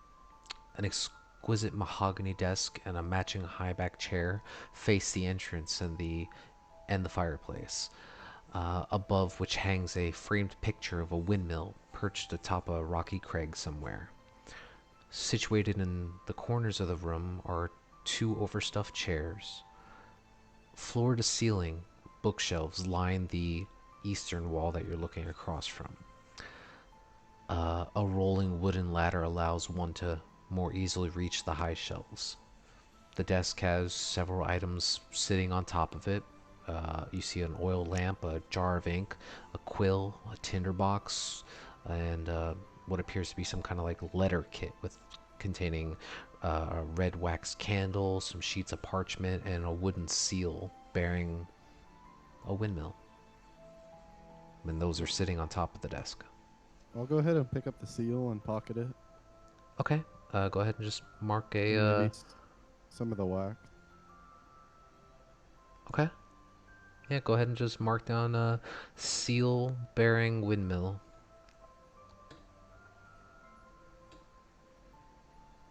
And then, do any of the books look interesting? Just almost quick scan. Go ahead and make a perception check.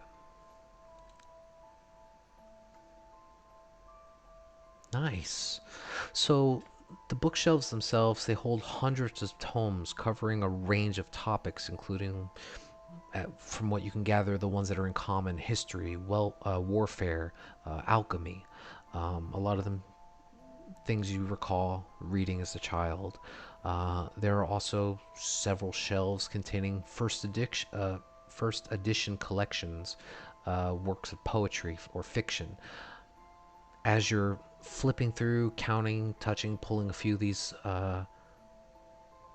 books out and inspecting them, you end up placing your hand on one that's a red covered book with a black spine.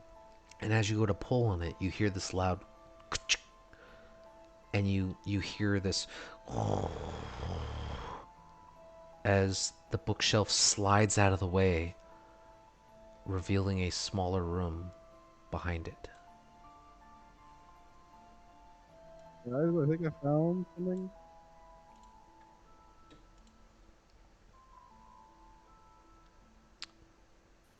You yelling that pretty loud? Yeah. Yeah, and let's see. As you, well, I mean, do you step through it? I think I would wait on the party, but Okay, once they're, that's fine. Yeah, oh, so go ahead. no, I was So just saying once they show up, I'll step through. okay, yeah. So yeah, the bookshelf as it pries open, you can see that there's a bit of a spring on it, and it starts to slide back into place slowly. It's like it pops open upon the triggering of the book, and then it's automatically starting to close itself back off. So you'd have to kind of like prop it open if you wanted. Okay. Okay.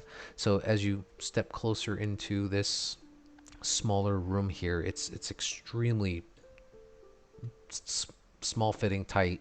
Um, it contains bookshelves packed with different tomes. What languages do you know? Oh boy. Um, Abyssal, Celestial, Common, Infernal. You do know Abyssal. Okay, cool. A lot of these books are in Abyssal. There's a heavy wooden chest at the far end of the room with clawed iron feet, and it stands against the eastern wall. The lid is half closed, and sticking out of the chest is a skeleton in leather armor. Let's see here. As you kind of peer and get closer towards the chest, you can see that the arm sticking out uh, appears to be holding a letter or something in its hands.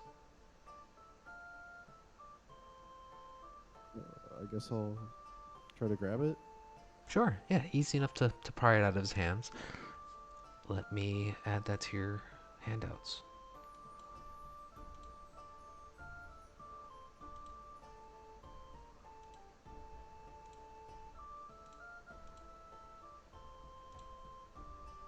As you unfurl the letter, in common, you see this following message. Let me know if you all see it. I see it. Awesome. Also looking around at the different books Tizio, or Talum, flipping through a couple of these books back here, they seem to be describing fiend summoning rituals and necromantic rituals of a cult called the Priests of Osibus.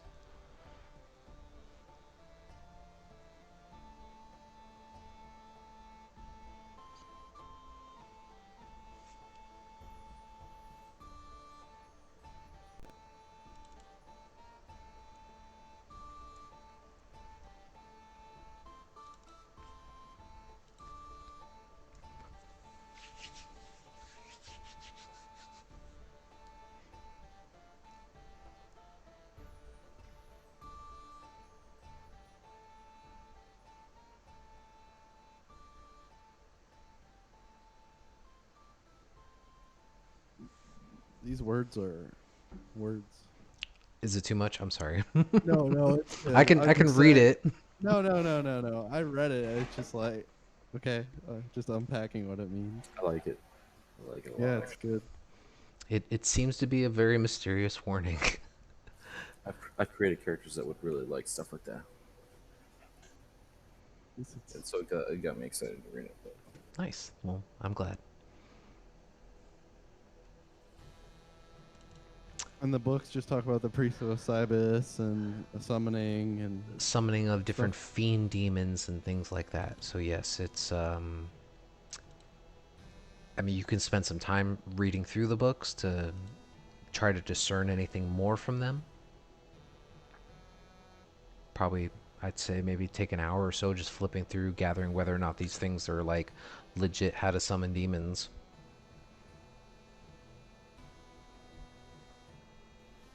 I mean, can I toss them on my backpack? Yeah, you can.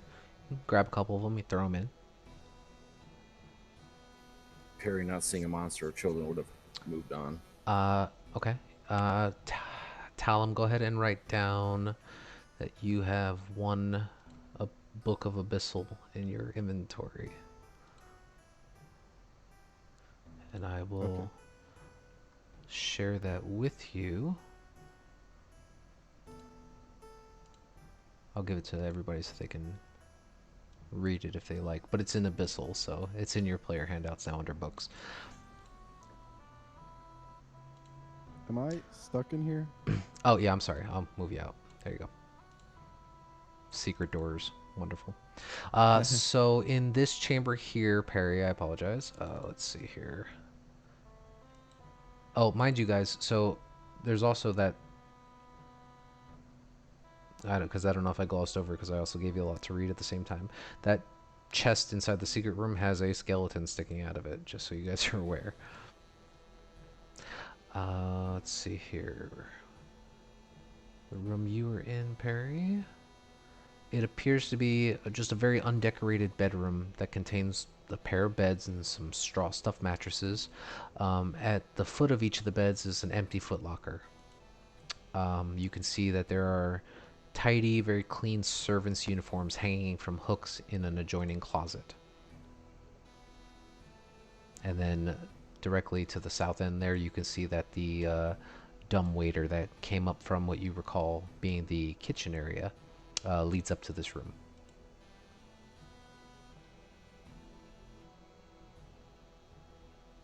Is this like a closet right here? It looks like there's a door there.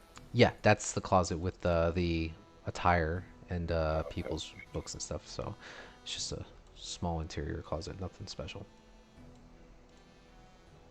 You guys can see all the vision after you've traversed it, right? Yeah. Okay, cool. Just want to make sure. Yeah, it's like grayed out, but we can see it. Good, good. Yes and no. But that's just my computer. Yeah, I understand. I'm super sorry. Next time I'll break the You're, maps up for you. dude, you're fine. You're fine. So, um,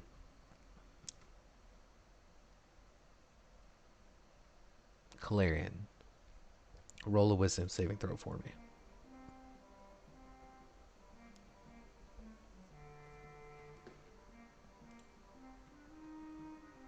Okay. As you guys are traversing through, and you can see that, Talum's getting a little carried away in books, and Tizio's flipping through armor, and Perry's just hurriedly scurrying around through the floors. You feel something grab onto the back of your neck, and then you kind of shrug it off, and then you look around and you don't see anything there. Something just grabbed me.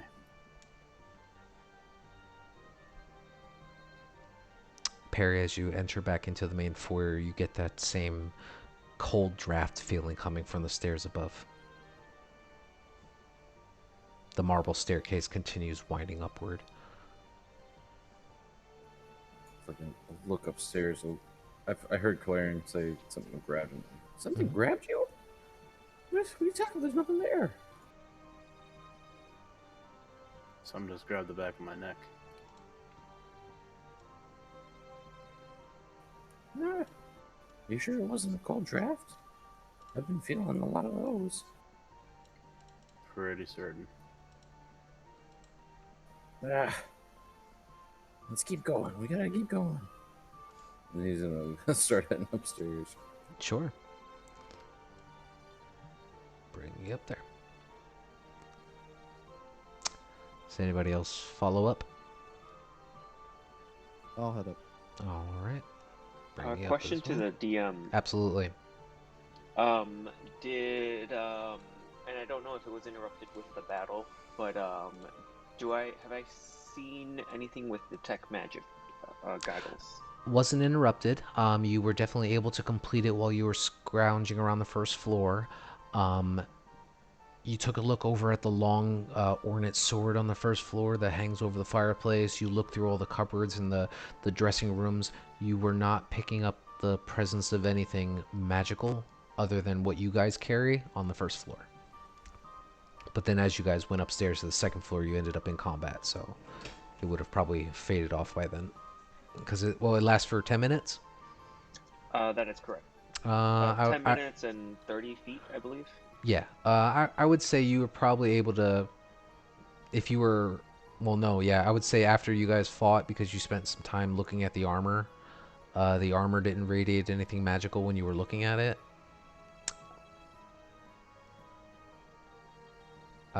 And I would say if you were doing a quick sweep of the library room, let me double check something real quick.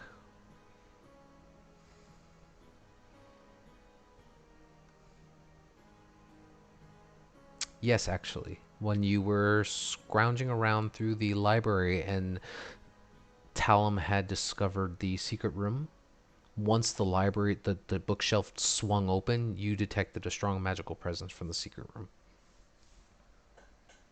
And that's when the spell faded on you. I'm sorry, you kind of cut off there for Oh, me, I young man. apologize. The secret what?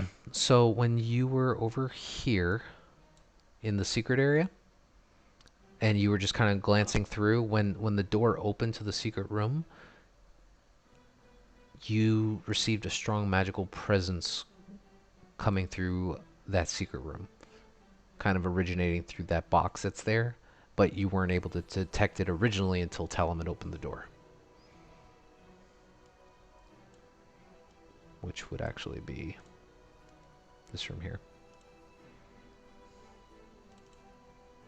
Did you hear me that time?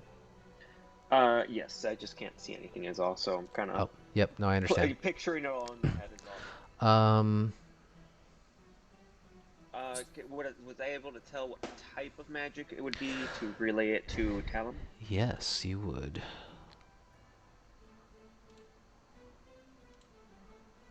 You, before the spell had faded, you would have noticed.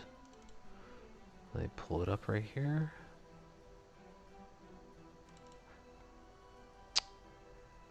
One of them seemed to give off a silvery blue-white aura. One of them was a pretty solid white aura, I believe. And then two of them were solid white. One was silver white. So I'll relay that information to Talon and kind of to me it doesn't mean too much, I guess, but to Talon it may, where he can kind of determine what it Faint. may or may not be. Okay, faint white and silvery white. Silvery white and like white white. Oh, okay. So, Div- enchantment and divination. yeah, but that's when And his. yeah, and I'll let him know I guess the area or anything like that it would have been in that I detected it. Well, yeah, because I mean, he was in the room when you saw it, so you were just kind of like, "Oh, hey, that's there," and then And your this spell was faded on you. This was when you were in the secret room, and you saw as like Tizio was just kind of lazily pointing in the room, but he couldn't see the chest that you were looking at. so like the chest possibly has magic. Okay. You gather. I'll head back over there and take a look in the chest. Yeah.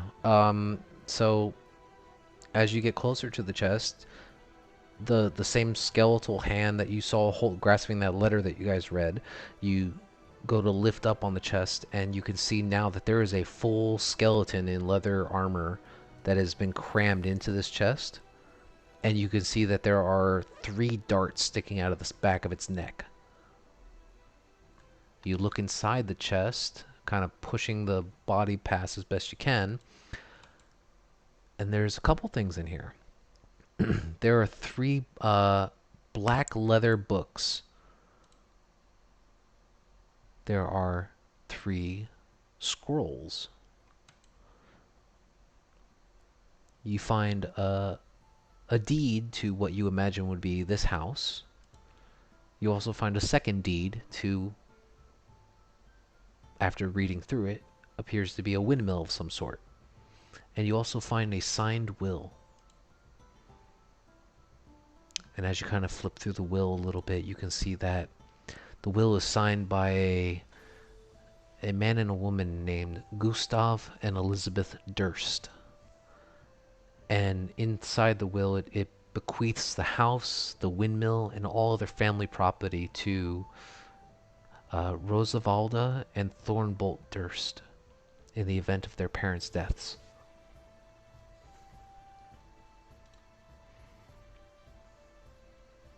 And these were what were magical, or was it the book? So I guess you've I wouldn't know. well, I mean, you're not entirely sure, but you found, and I will kind of post this in as best I can. And then you found 3 spell scrolls, but you don't know what they are.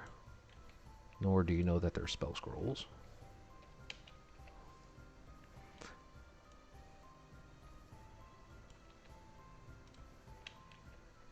This is what you guys find in that chest in the secret room. Tizio, I'm going to send you a message on Discord here in a moment. It will be a bit because I had to restart my browser. Oops. For Discord? You're on Discord. Oh, I apologize. I No, you're fine. misunderstood it incorrectly. Yeah, I mean, I'll send you a message on Discord.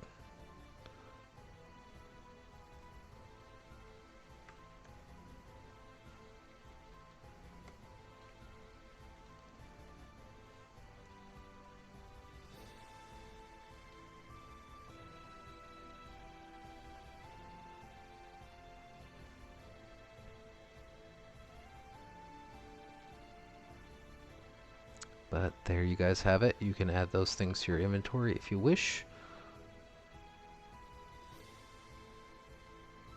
Don't need to rob the poor kids of their homes. I mean, Spell scrolls are fine. That's all right. I mean, the kids are outside. We can bring them the deeds and the wills. I don't know if they even knew that thing existed.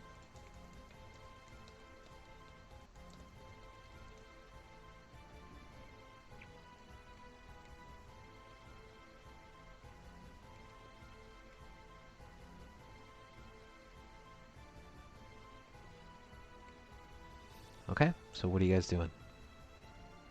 Heading back to the 3rd floor. Okay, you bet. Definitely bring you there. Boom. Yeah, I'm trapped again. I know, I'm sorry. I'll bring you back up to the 3rd floor.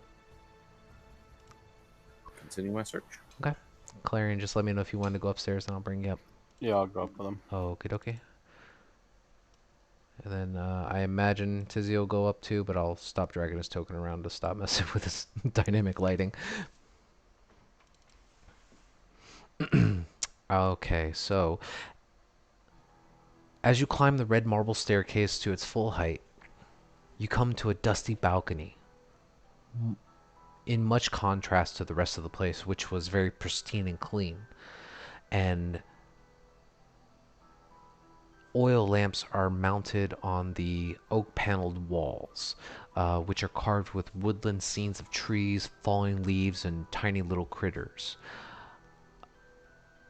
You can see in one of the corners a suit of black plate armor is just standing against one wall. But other than that, you can see that there are a couple doors to the north and south of the chambers. Calarian, as you enter into the next chamber,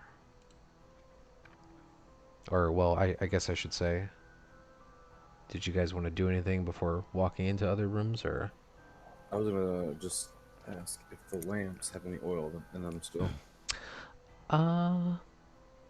Yeah, you can go over and you take a look at one, and you can see there is a faint bit of oil still in some of them, but not So all. I'll just snap my fingers and start trying to light them. Yeah, okay, easy enough to do. I'd say that there you do see maybe 2 out of the 4 lamps that are there just do come to life with a faint flicker, if I could speak English at some point. And yeah, it does give off a very low light that helps with the torch that you and are holding, and the light Talum is shining. Yeah, I mean, if you guys want to take one of the lamps, fill it up, and carry it with you, you can totally do that.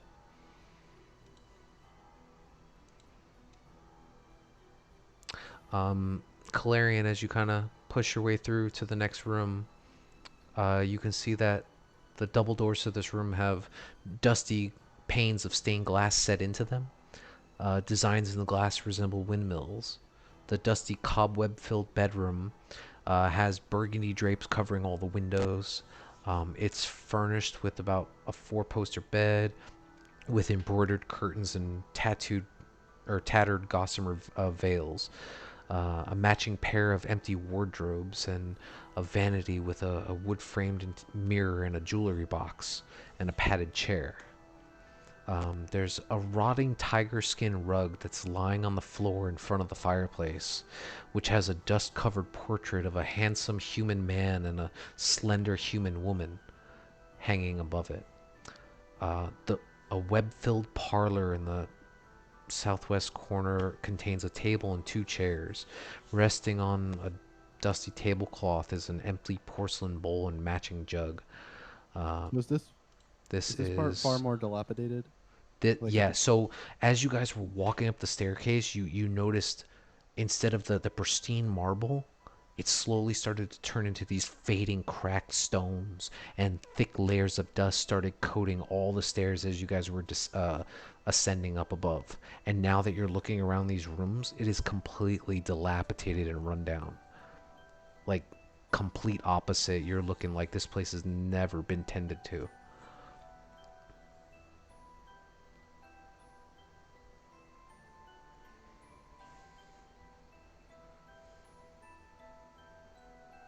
We're gonna roll the dice and check this other armor out.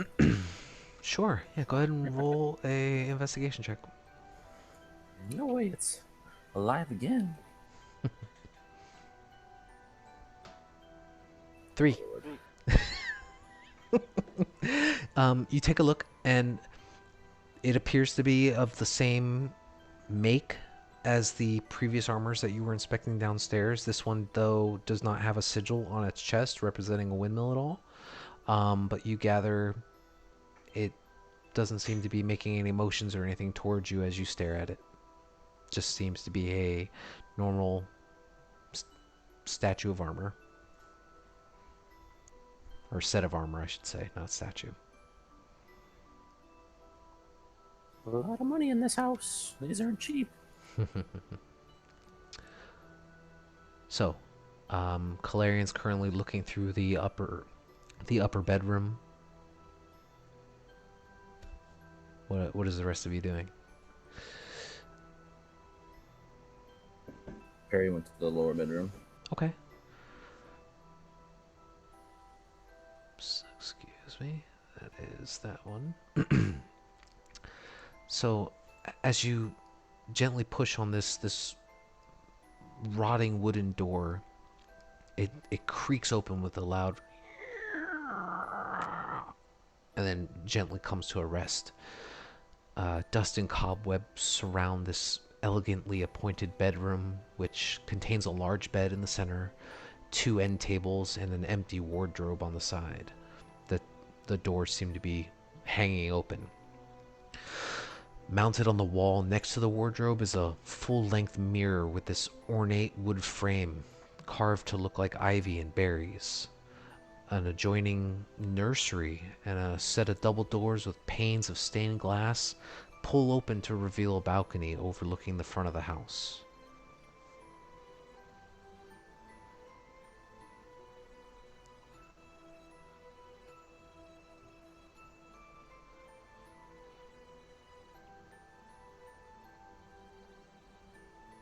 I'll inspect the cabinet, I guess. Okay, go ahead and roll an investigation check for me.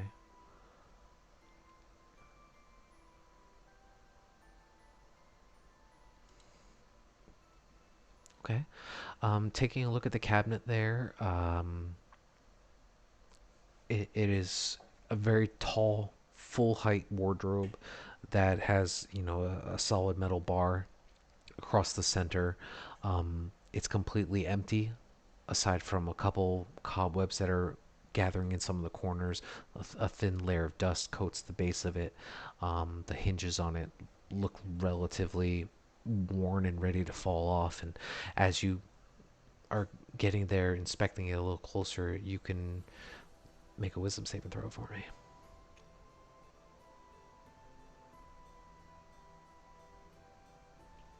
Nice.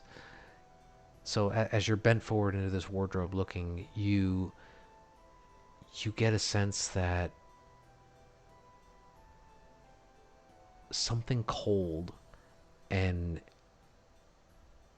sharp pushed on your back, and thankfully your plate armor was there to take the brunt of it as you felt the force kind of shove you closer into the wardrobe. Then you hear a loud shrieking sound as this visage of a very thin young woman, pale skin, half of her body missing skin, just bone and skeletal remains dangle from it. I need everybody to roll initiative again.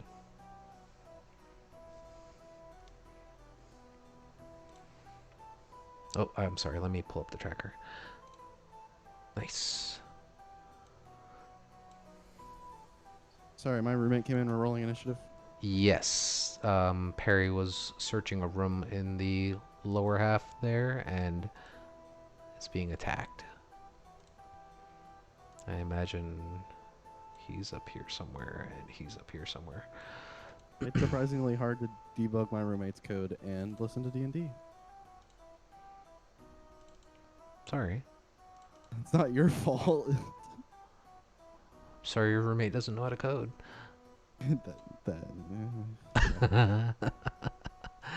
Let's see, did that put him in? Yes, it did. Let me roll for the creature.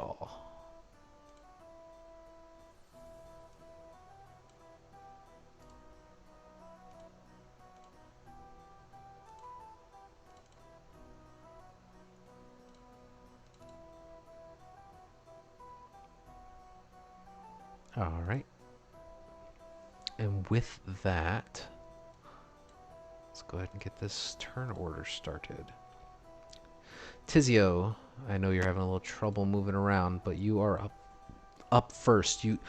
As you're arriving onto the third floor stairs behind Levi, you hear this loud shrieking sound coming from the southern portion of the house that you know Perry had went into. The door is open, but you don't have sight on any of them in there currently.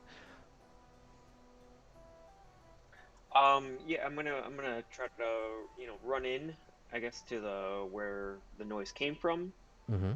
and I'm assuming it's a large beast. So when you run into the room there, let's see, 1, 2, 3, 4. It's actually getting a little harder to see because the lamplight that has been lit in the upper floor barely permeates in the room. Oh no, I'm sorry. Perry has a torch in hand, I believe, right? Yeah. Yep. No, yeah. So you run into this room and you can see Perry is standing in the corner back to the wall, and there's this large ghost or specter or something that is standing over him, ready to pounce. Half of its body a human, very skinny, thin woman. The other half just seems to be like of a rotted corpse and skeleton just hanging loosely, and both of its arms are reaching out towards Perry. I'm going to ready my action, just in case it's not going in for a hug. And ready my action if it attacks anyone to just go ahead and use a firebolt. On what is the condition for moving or for activating the firebolt? If it attacks someone. If it attacks someone, gotcha. Okay, not a problem. Yeah, so you go ahead and you just grab onto your gauntlet and you point at the creature. Levi is going to go ahead and charge into the room as well. 5, 6. I think he just barely gets there. And he is going to go ahead and take a swing at this creature.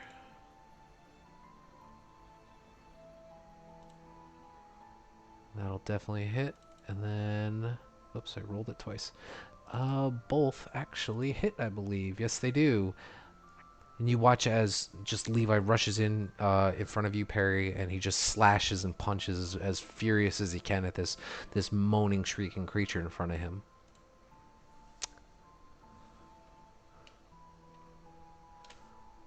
And then he took... Boom. That'll end his turn. Calarian. You hear a loud shuffle as footsteps start dashing away from you in the opposite direction from where you are. So they're like down here right now? They are down here. They're on the third floor with you, but they ran to the opposite side of the chambers.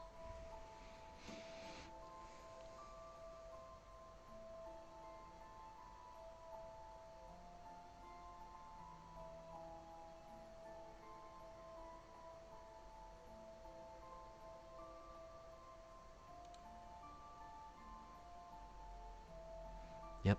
And as you enter the Okay. room, I think you can just barely make out. Yeah, you can just barely make out the visage of this horrendous looking spectral figure now hovering off the ground, menacingly looking at Levi as he had slashed at it. Okay. Um.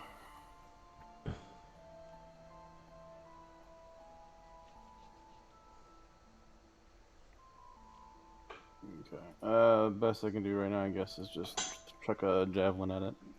Yeah, go for it. Nope. Oof. Halfling luck, I assume. I assume Perry would use his halfling luck to allow you to reload that. Oh, I'm sorry. Yeah. No, you're fine. My bountiful luck. Yeah. No problem. So go ahead and you get to roll again. Nice. Yeah, you go ahead and you throw the javelin, and you can watch as it passes through its form. You can see as it shifts with the weight of the javelin and then sticks through to the other side, and then it looks over in your direction and lets out a loud shriek. It definitely made contact with it, but it doesn't seem to have stuck to anything corporeal per se. So does that mean this thing's AC is higher It's than 18? no. It means that it's just taking less damage than you would like. It's got Resistance to normal resistance. weapons. Yes. So I mean, it took what, 2 damage? Yeah. Okay.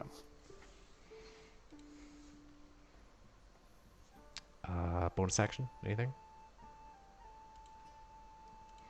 Parry.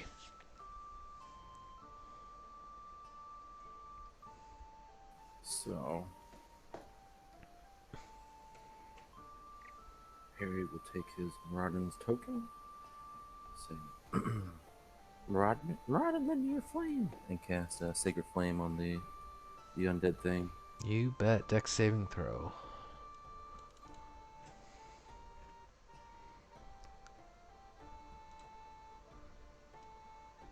Nine is a failure. Go ahead and roll some damage. God. 1. Interesting. So, Can I luck? No, that's not. That's not the same thing. yeah, Battleful Luck it. I wish, right? Um, that's crazy. Okay, yeah.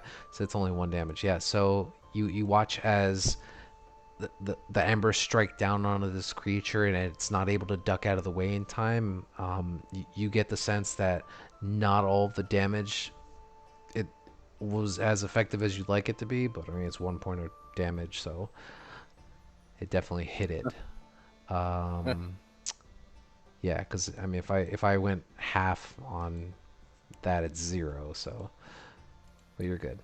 I think you could only do the minimum is 1 damage anyways for Yeah. anyone. Yeah. And then I'll move to like fight the creature. All right. Nice choice. That would bring us to the crazy thin woman's turn. She, seeing you guys all enter into the room, is going to go ahead and look at you, Perry, and is going to attempt to make an attack on you.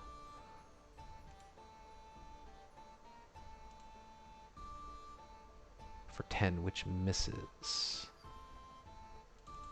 You don't have to do the con save because it missed, but it is going to attempt to float around. I think Perry will get an attack of opportunity on it as it tries to swing towards a more susceptible target. And as it's doing so, it's letting out this wailing, screeching sound. 21 definitely hits. For 4, you got it. You go ahead and you swing with your warhammer, and you see that it passes through the form, but the form shifts with the weight.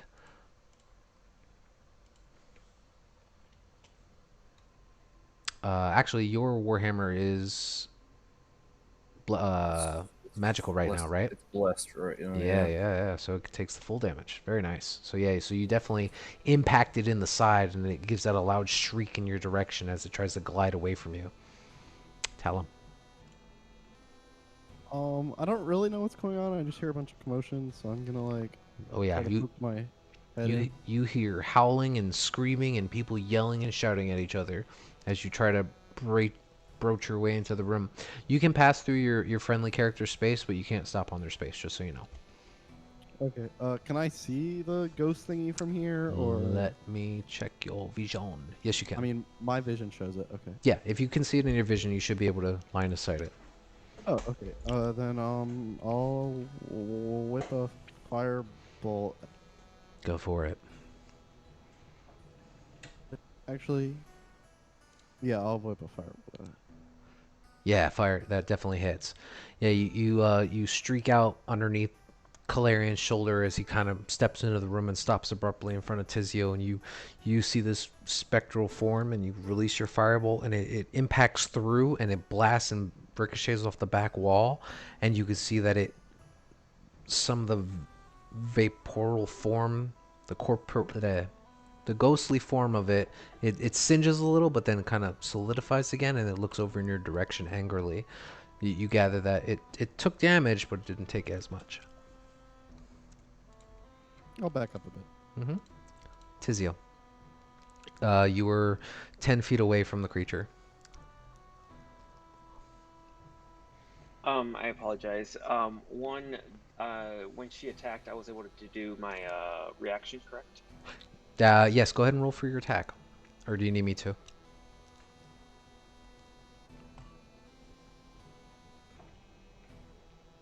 Yeah, 20 hits. Yeah, so you definitely were able to release your firebolt when it swung at Perry. It would be the 10. It's lagging on my end, so I'm not Oh, sure if oh, it's no problem. when it hits Okay, it. yep, it is the 10. I'm sorry. I didn't look that high up. So yeah, so you watched as it reached out to kind of grab at Perry again, and then you released your firebolt that you were holding pointing at it, but it just kind of shifted out of the way, unfortunately. And then it glided away from Perry heading towards Levi. So that would have been your held action. Now it is your turn. Yeah, I'm gonna adjust my aiming and take another shot. Yeah, go for it. 8. Right? 1, 2, 3. Yep. Yeah, you try to adjust again, but it's kind of hovering in and out. There's light in here that's shining in the room, so you can see it clearly, but it seems to be fading in and out of space. You go to shoot, and it just unfortunately goes right past it. Then I'll end my turn. But quick question. Calarian, I believe, mentioned that it doesn't, or one of you or Calarian mentioned that it doesn't do like full damage unless it's like a magic. It seems to be resistant to non-magical weapons because when Levi slashed it slashed it, but it didn't seem to have the full effect, the full force. And when magic was cast at it, it doesn't seem to have been as solid of an effect. Okay. Does because Calarian's I don't know exactly what attack he did. His sword or axe, whatever it was, because I use my infusion or You, thing. Does it yes, make it magical or no? yes, his sword is magical. He threw a javelin because he was too far from the creature. Oh, okay, javelin. Gotcha. Yep. No worries. Levi is going to go ahead and take a swing.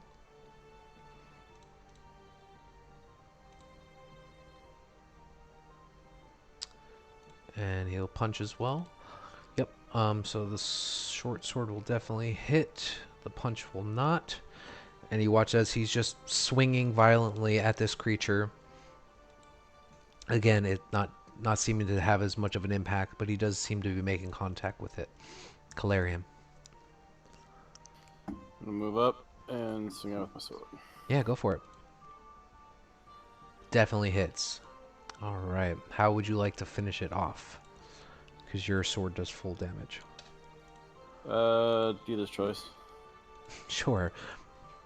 Yeah, so watching this spectral entity floating in and out, and you can see now as you're running up closer to it, the half human form that is still visible from this creature. It seems to be wearing some form of maid or nursemaid attire.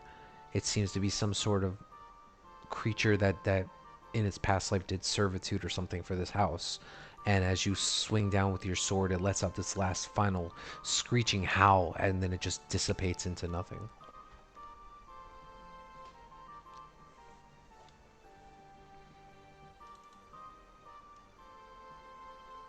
Silence once again falls over the house.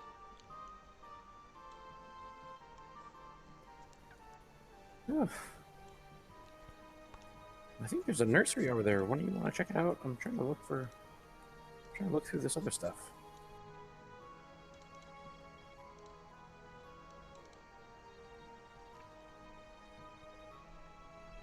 Okay, so yeah, when you open up, you can see that here is a balcony that overlooks the rest of the property and outside. And this is the first time you guys have attempted to go outside. And once you do open up the double doors, a lot of light shines into the bedchamber where everyone else is standing at. You all have to kind of close your eyes a little bit and adjust. But now that you're looking outside on the balcony, you can feel the air as it hits your face, but you can't see beyond the borders of the balcony itself, the railings. That same thick white gray fog is now literally bordered up to the side of the house, making any attempts to see beyond it obscured.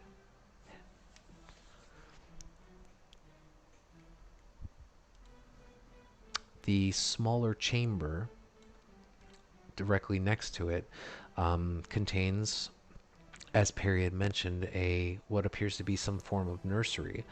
You do see that there is a small cradle that rests at the back of the bed, but it seems to be completely empty and void of life. There are a number of spider webs and dust that has created a thick layer in this room.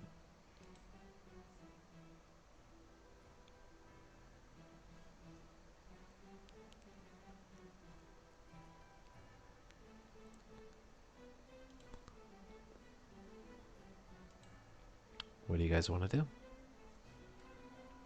Well, actually, with that, since it's 9:20, let's take a quick 5-minute break. Sounds good. All right. See you guys back in 5. KO. Okay. Is this something you guys are interested in? This kind of like dungeon crawl thing, or is this not like? Yeah, this is cool. Yeah, I enjoy doing this stuff. Yeah, I'm enjoying it. Okay. Just wanted to double check. All right. I'll see you guys in a I'm few a- minutes. DM quick though. All right. We'll be back in 5.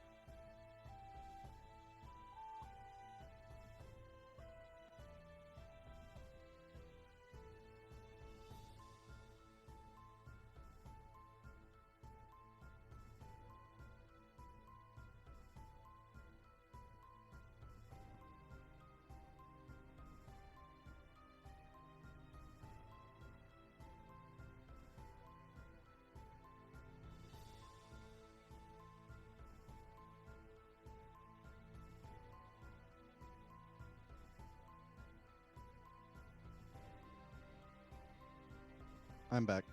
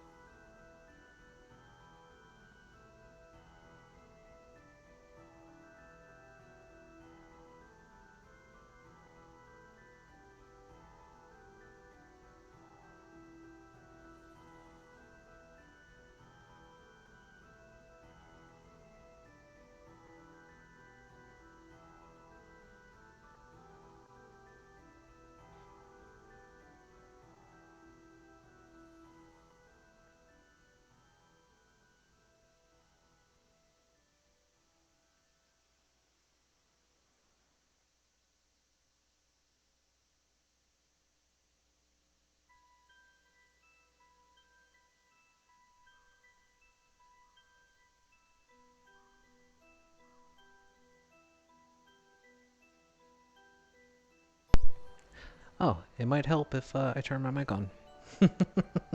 Probably. I always do that. I'm sorry. I was sitting there asking, is everyone back yet? I'm here. All right. I Yep. apologize. Thought I was Tizio's back. talking to myself.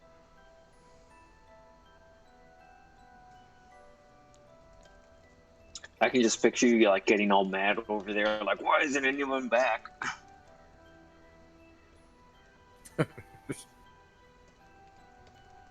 I'm gonna go grab my coffee though. Yep. Okay. So, you guys had just finished up searching around, finding that there appears to be a nursery, but it appears to be empty and dilapidated, just like the rest of this third floor of this building. What do you guys want to do?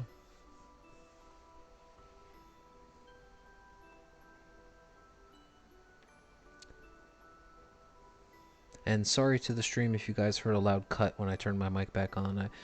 I have a terrible mic sometimes it does that, so I apologize. Rip headphone users. Yeah, I do apologize, because it bleeds over into the stream when I've been watching them, so I've been trying to mute XSplit and then turn my mic back on, and I thought I'd done that in the right order, but I guess I did not. So I do apologize for the bleeding of your ears.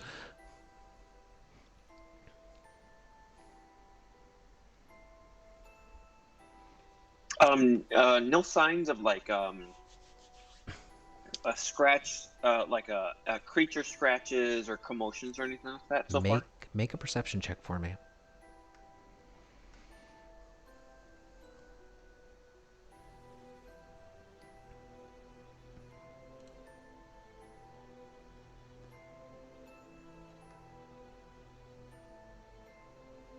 Someone going to the nursery? Sorry, I'm hitting it, but I'm not sure if it's lagging or not here. So it may come out a couple times. That's fine. I just don't see it on my end yet, so bear with me. I believe someone walked into the nursery to look around, but I did give off a description of it. I believe Talum and Tizio had looked inside. Not seeing anything yet, Tizio. I mean, if you want to roll on Discord, you can. Or just tell us to roll. Or tell us to roll, yes, we could do that for you as well. I will... Yeah, if one of you guys wants to roll for me, sorry. I'll have to do it. That's fine. Alright, perception. And you will probably use luck. Yes, if I still have it. So I feel like oh, it was during combat. So. Yes, it was. 7. Okay. Listening to the sounds of the house, where it was extremely quiet downstairs, now you can pick up more faint sounds of the wood creaking and metal hinges, which seem to be blowing back and forth slightly in a breeze. And especially now that the balcony doors were open, there was a large rush of air that entered in, and a lot of dust has been kicked up in the area. It's a bit choking at first. You try to clear it out as best you can, but you're not hearing any sounds of monsters or howling or children crying or anything like that. But as you're looking around, you know, the marble staircase that you climbed up to get to this floor, you guys know you're on the 3rd floor, but the staircase doesn't lead up any further. And Perry, you would recognize that this balcony in particular is the one balcony that you saw when you were looking at the front side of the house. So you have a general idea of, oh, this was the balcony overlooking the front door. But unfortunately, you can't see anything out past it because all the gray mist is currently obscuring everything right up to the border of the house. But not, interestingly enough, not encroaching into the house itself.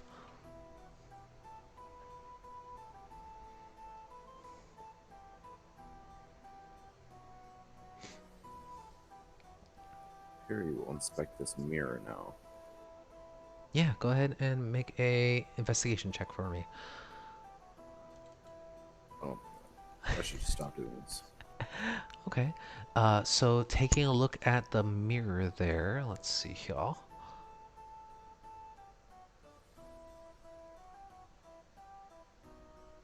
Sure. Um, as you're taking a look at this mirror here, and you're looking at the fine, intricate details around the frame of it, you notice that you can see among the berries and things that are embroidered on the mirror. It they don't actually look like berries. They almost look like eyeballs scattered throughout the frame. Tizio? No. Tizio, look at this. Look at this mirror. What about it? Are those eyeballs?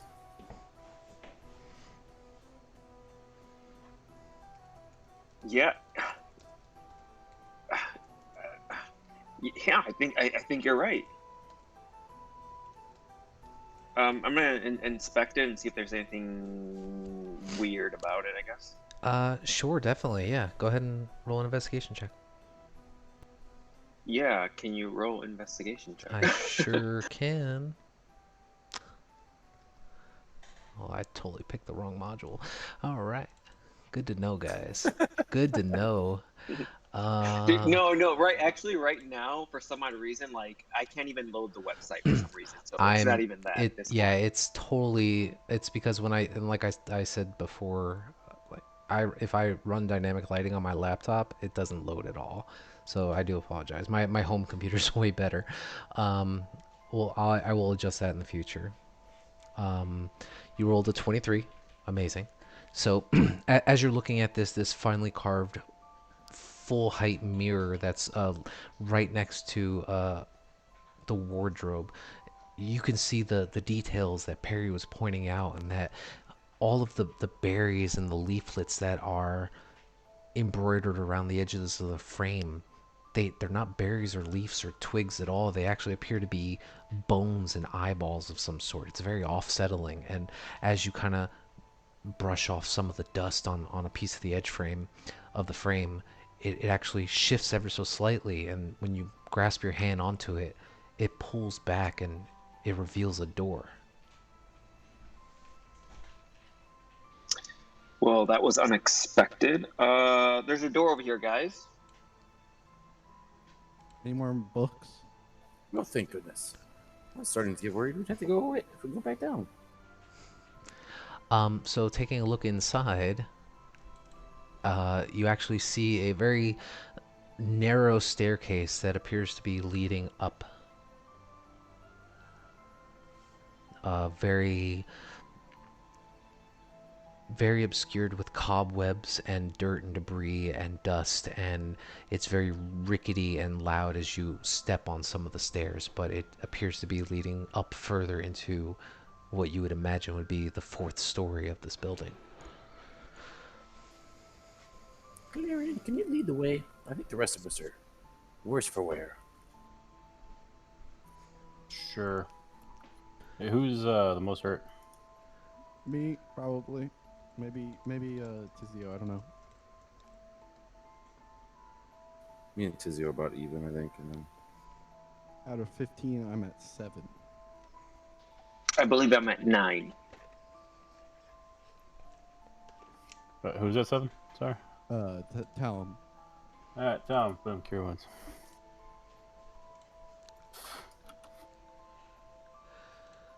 Thank you. I mean, I'll still lead, but... Okay. So as you guys, I assume, make your way up further in the stairs,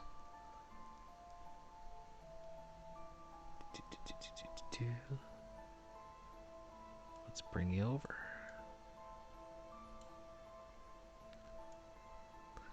And there you are. You now have climbed up through the stairs into what appears to be a fourth floor of this house. Looking around here in this barren hallway, it is completely choked with dust and cobwebs.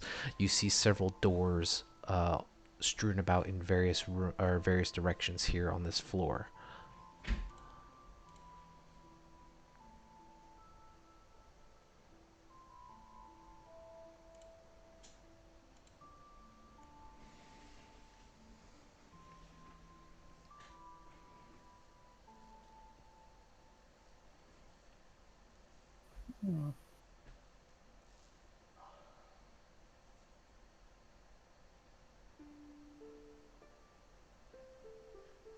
Is it So pretty worse for wear up here too?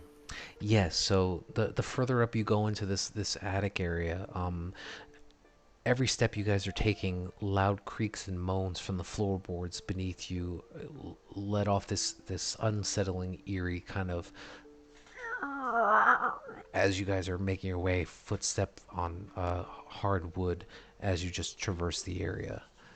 But it is extremely dust covered and void of any life or movement to the best you can tell.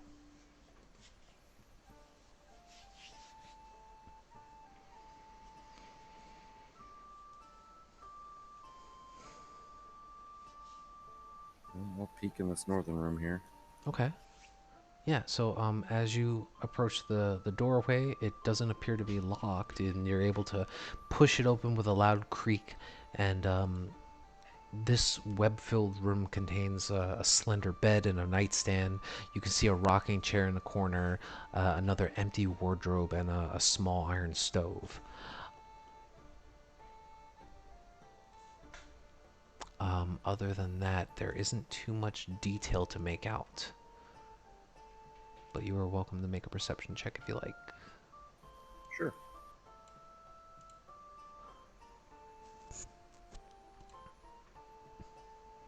Okay. Yeah, you can just getting a sense of what this room looks like and just in its location, you gather maybe this is some sort of either an extra guest room or possibly if there were hired help in this house at some point in time, this might have been a smaller room for servants. It is furnished with basic bare necessities. Another servant room. Man, these people had money.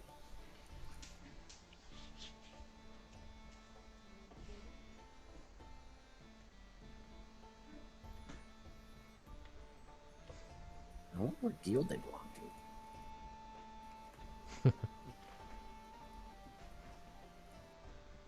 I don't know if we're still in Waterdeep, Perry. We're definitely. We don't know that either, though. We could be. Where else would Indeed. Claire and I see like a bunch of figures in here. You want to come in this room? I think there's Sure. something in here.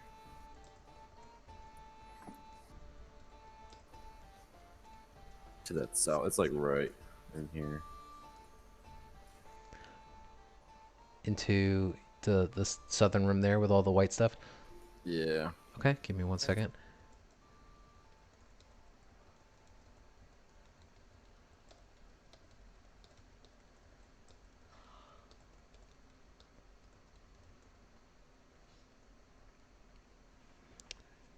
All right. So, where did it go? Oh, I went too far. So in this dusty chamber, once you walk into the room, it's packed with old furniture, different chairs, coat racks, standing mirrors, dressed up mannequins, and things of the like, and they're all draped in a very dusty white sheets covering each of them. Near an iron stove underneath one of the sheets is an unlocked wooden trunk containing the skeletal remains of a humanoid figure. It appears to be wrapped in some sort of a tattered bed sheet stained with dry blood.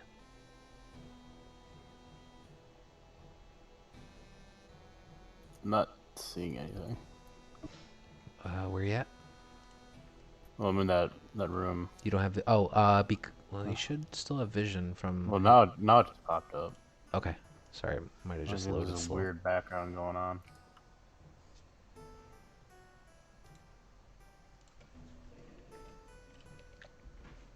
Okay, yeah, your vision's showing. Yeah, I mean I can see it now. It's just Gotcha. before it was. No problem. It's So like yeah, the dynamic lighting is remembering where I've been, which I've never seen before. yeah, it's a new And- feature with the updated dynamic, so you can It's called Explorer mode. Okay. I have not used the new lighting yet. Okay. Nice. That way you guys don't have to research stuff. That might help with a maze that I'm gonna force my players into. Yeah. So yeah, so again, you do see that there are various different pieces of furniture that are tucked away in this room, and you also see that there appears to be a wooden chest of some sort in one corner. That Lick appears, it. yeah, if you if you want to, The best way to check for mimics. sure. Well, you can see actually. Make a perception check, tell him.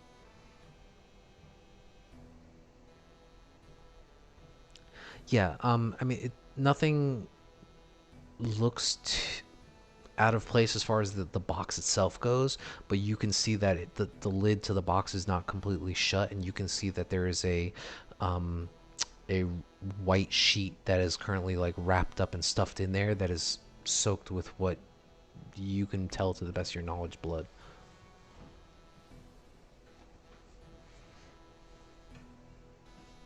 There's a bloody sheet in the chest. What's under the sheet? Make a medicine check. You can't just lift it. I mean, you can lift it, but just if you want to make a medicine check for me. But as you lift the sheet off, you can see that a number of bones and a skull rattle and fall into the interior of the wooden box itself. Taking a look at the remains of the corpse that is lying in there, you can see that there appears to be some sort of maid outfit or some sort of nursing outfit, and the bones are completely derived of any flesh or skin or hair, but looking at the clothes that the bones were wearing at some point, it seems that around the stomach area there are multiple stab wounds.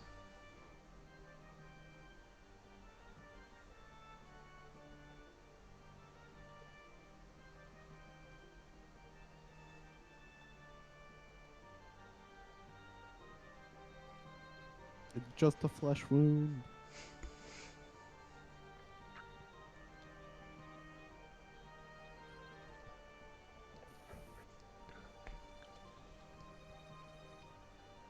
What happened to this poor girl?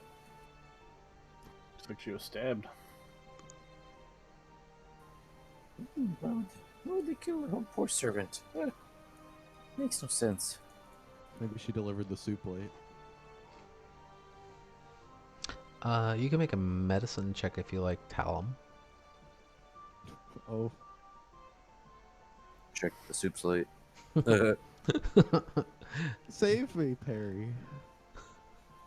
I am the lucky charm. Bound for Luckmore. It's like the fifth natural one you guys have rolled tonight.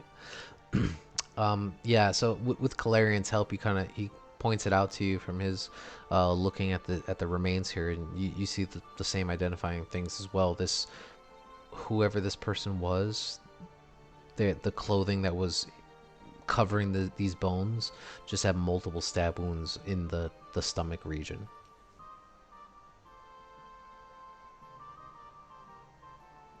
This was definitely a stabbing.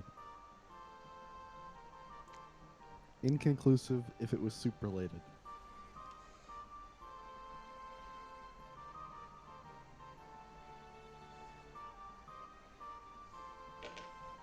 Can I just go around tearing off the cloth from the... Just like checking each one? Yeah, sure.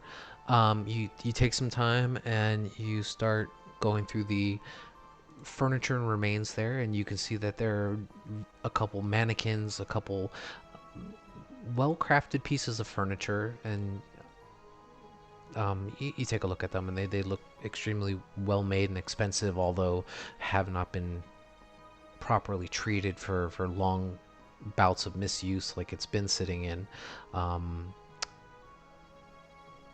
You find various amounts of different furniture, mirrors, chairs, and things of the like.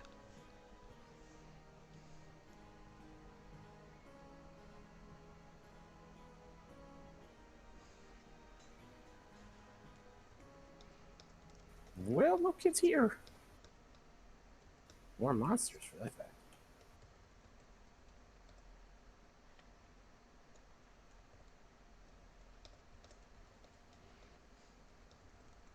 We already checked the bedroom, right?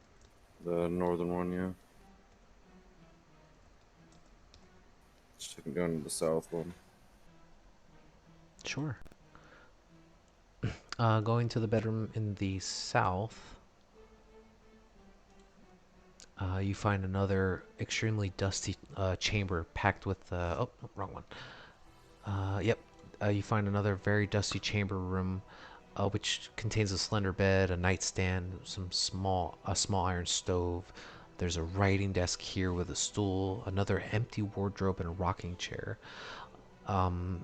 There is a smiling doll in this lacy yellow dress that sits in a northern window box, just cobwebs draping it like a wedding veil. Gives off this eerie feeling to it.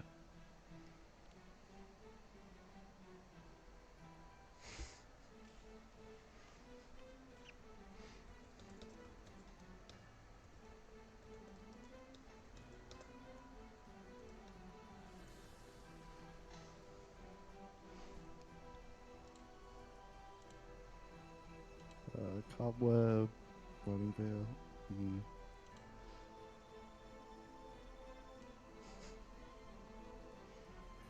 Well, no kids in here.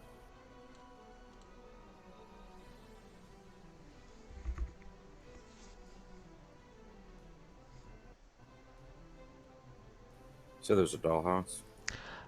No, That gives it. you're not seeing a dollhouse in this room. You're seeing that there is a doll with some what appears to be like a tattered yellow dress that's just kind of propped up in a windowsill. So just a doll, gotcha. Yeah, just the doll. Tizio, I guess you would have noticed when you were walking past it earlier into the large storage room that the door directly opposite to that appeared to be locked.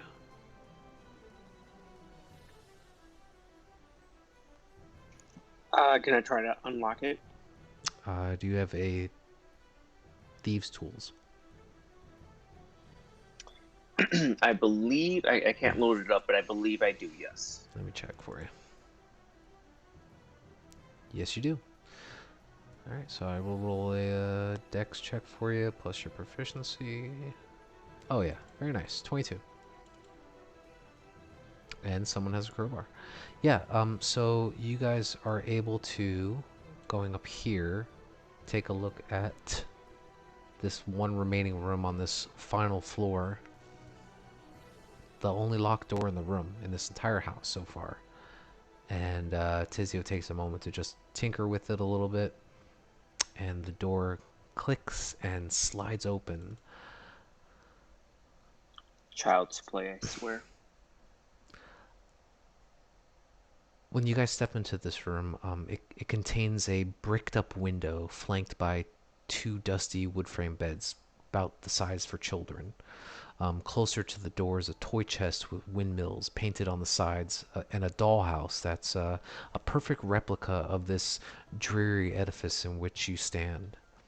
These furnishings are draped in cobwebs, lying in the middle of lying in the middle of the floor are two small skeletons wearing tattered but familiar clothing.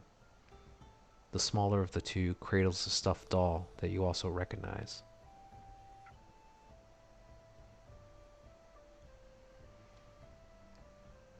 Is the same doll in the other room? It is not. This appears to be the same exact doll that was being held by the young boy that was crying outside. And it's currently clutched in the same right hand of this skeleton lying in the center of the room in here.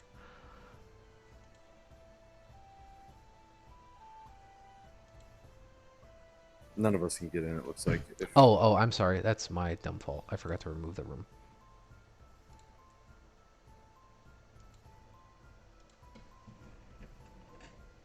Go for it. You got it now.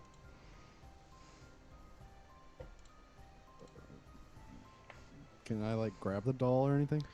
Sure, yeah, you go to reach down and touch the doll that's being grasped by the remains of the skeleton, and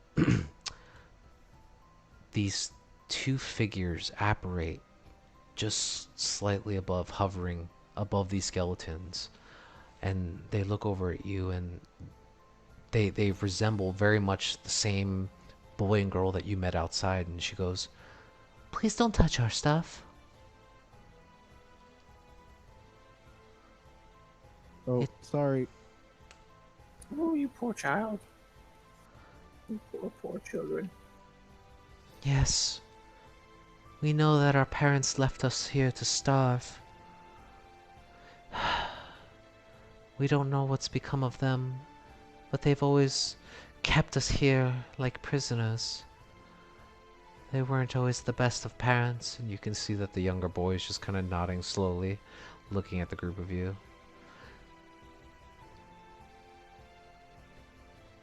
Is there anything we can do to help you?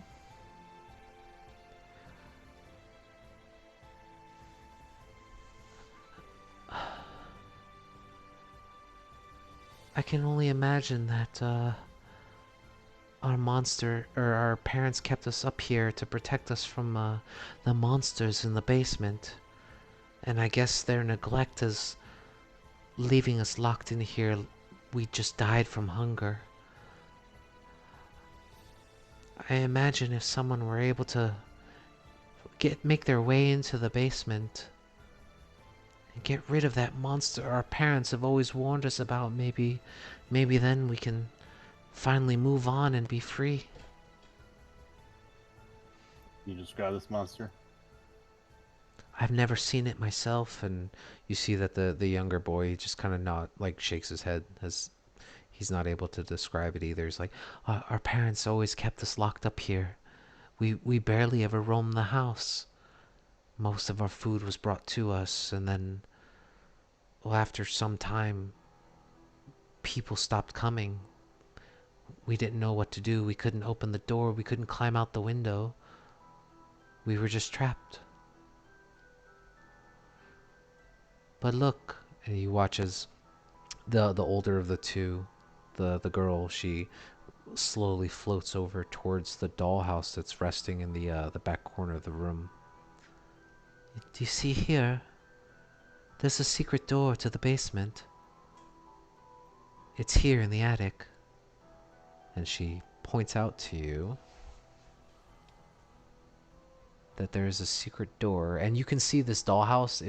It almost looks like an exact replica of the house you're standing in. Each layer of the house, floor by floor, comes apart all the way down to the first, and she points in the direction of here in the room where all the furniture rested, that there is a secret door there.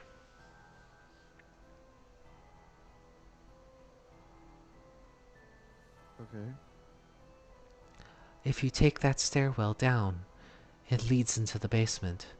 That much we know. The rest is up to you. Once we deal with the monster, can I bury you somewhere? I feel you deserve that at least. She kind of just tilts her head to the side a little bit, and she looks over at you and she says, I don't know anything about that. I I just don't know. And she just kind of looks a little lost on the complexity of what you're saying. Do you know anything about your family? Like where you're from? Where we are?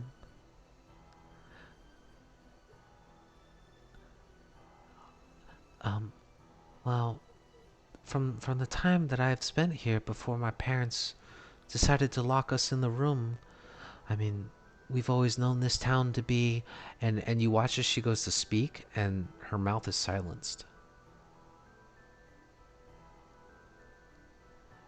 And then she stops for a minute, kind of surprised. And then she tries to say it again, but no sound comes out. Try spelling it. And Make a persuasion check. Because she's looking very frayed right now.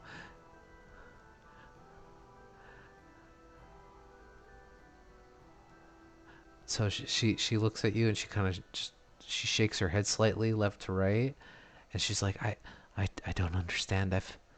That's never happened before. What's going on? And you can see her brother is now starting to weep tears across his ghost-like face.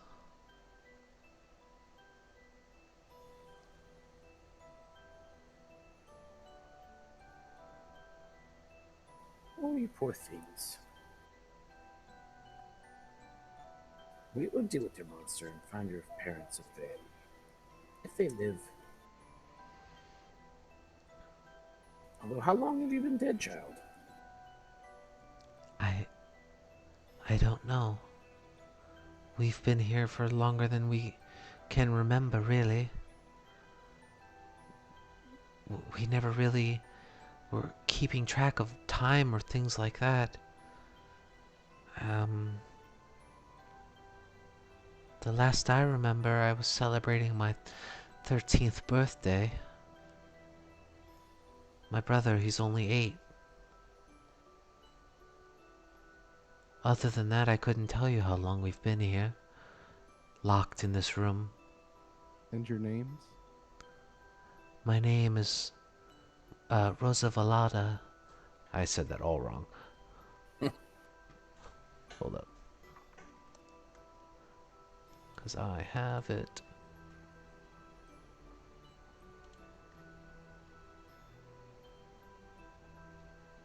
My name is Rosavalda, and this is my brother, Thornbolt.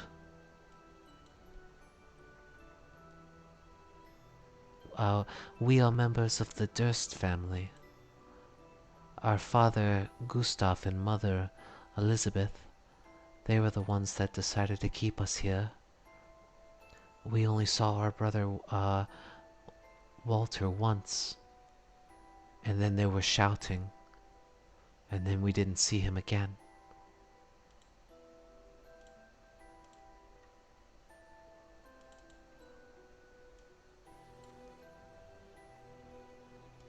But please, please, just go to the basement and get rid of whatever it is that Mummy and Daddy kept down there. I think then we can finally be free of this place. Would you mind if we took a quick rest? By all means, do whatever you deem necessary. Stay with us a while, play with us.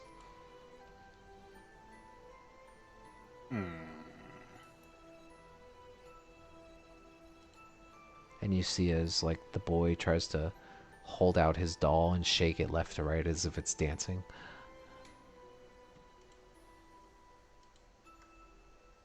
Nothing good ever comes from a kid saying that. But, I mean, if you guys wanted to take a short rest, you can, if you want.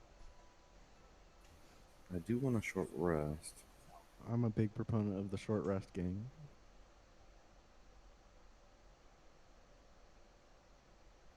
I'm Like- totally against it. No, Jacob. Yeah? Short No? rest it is.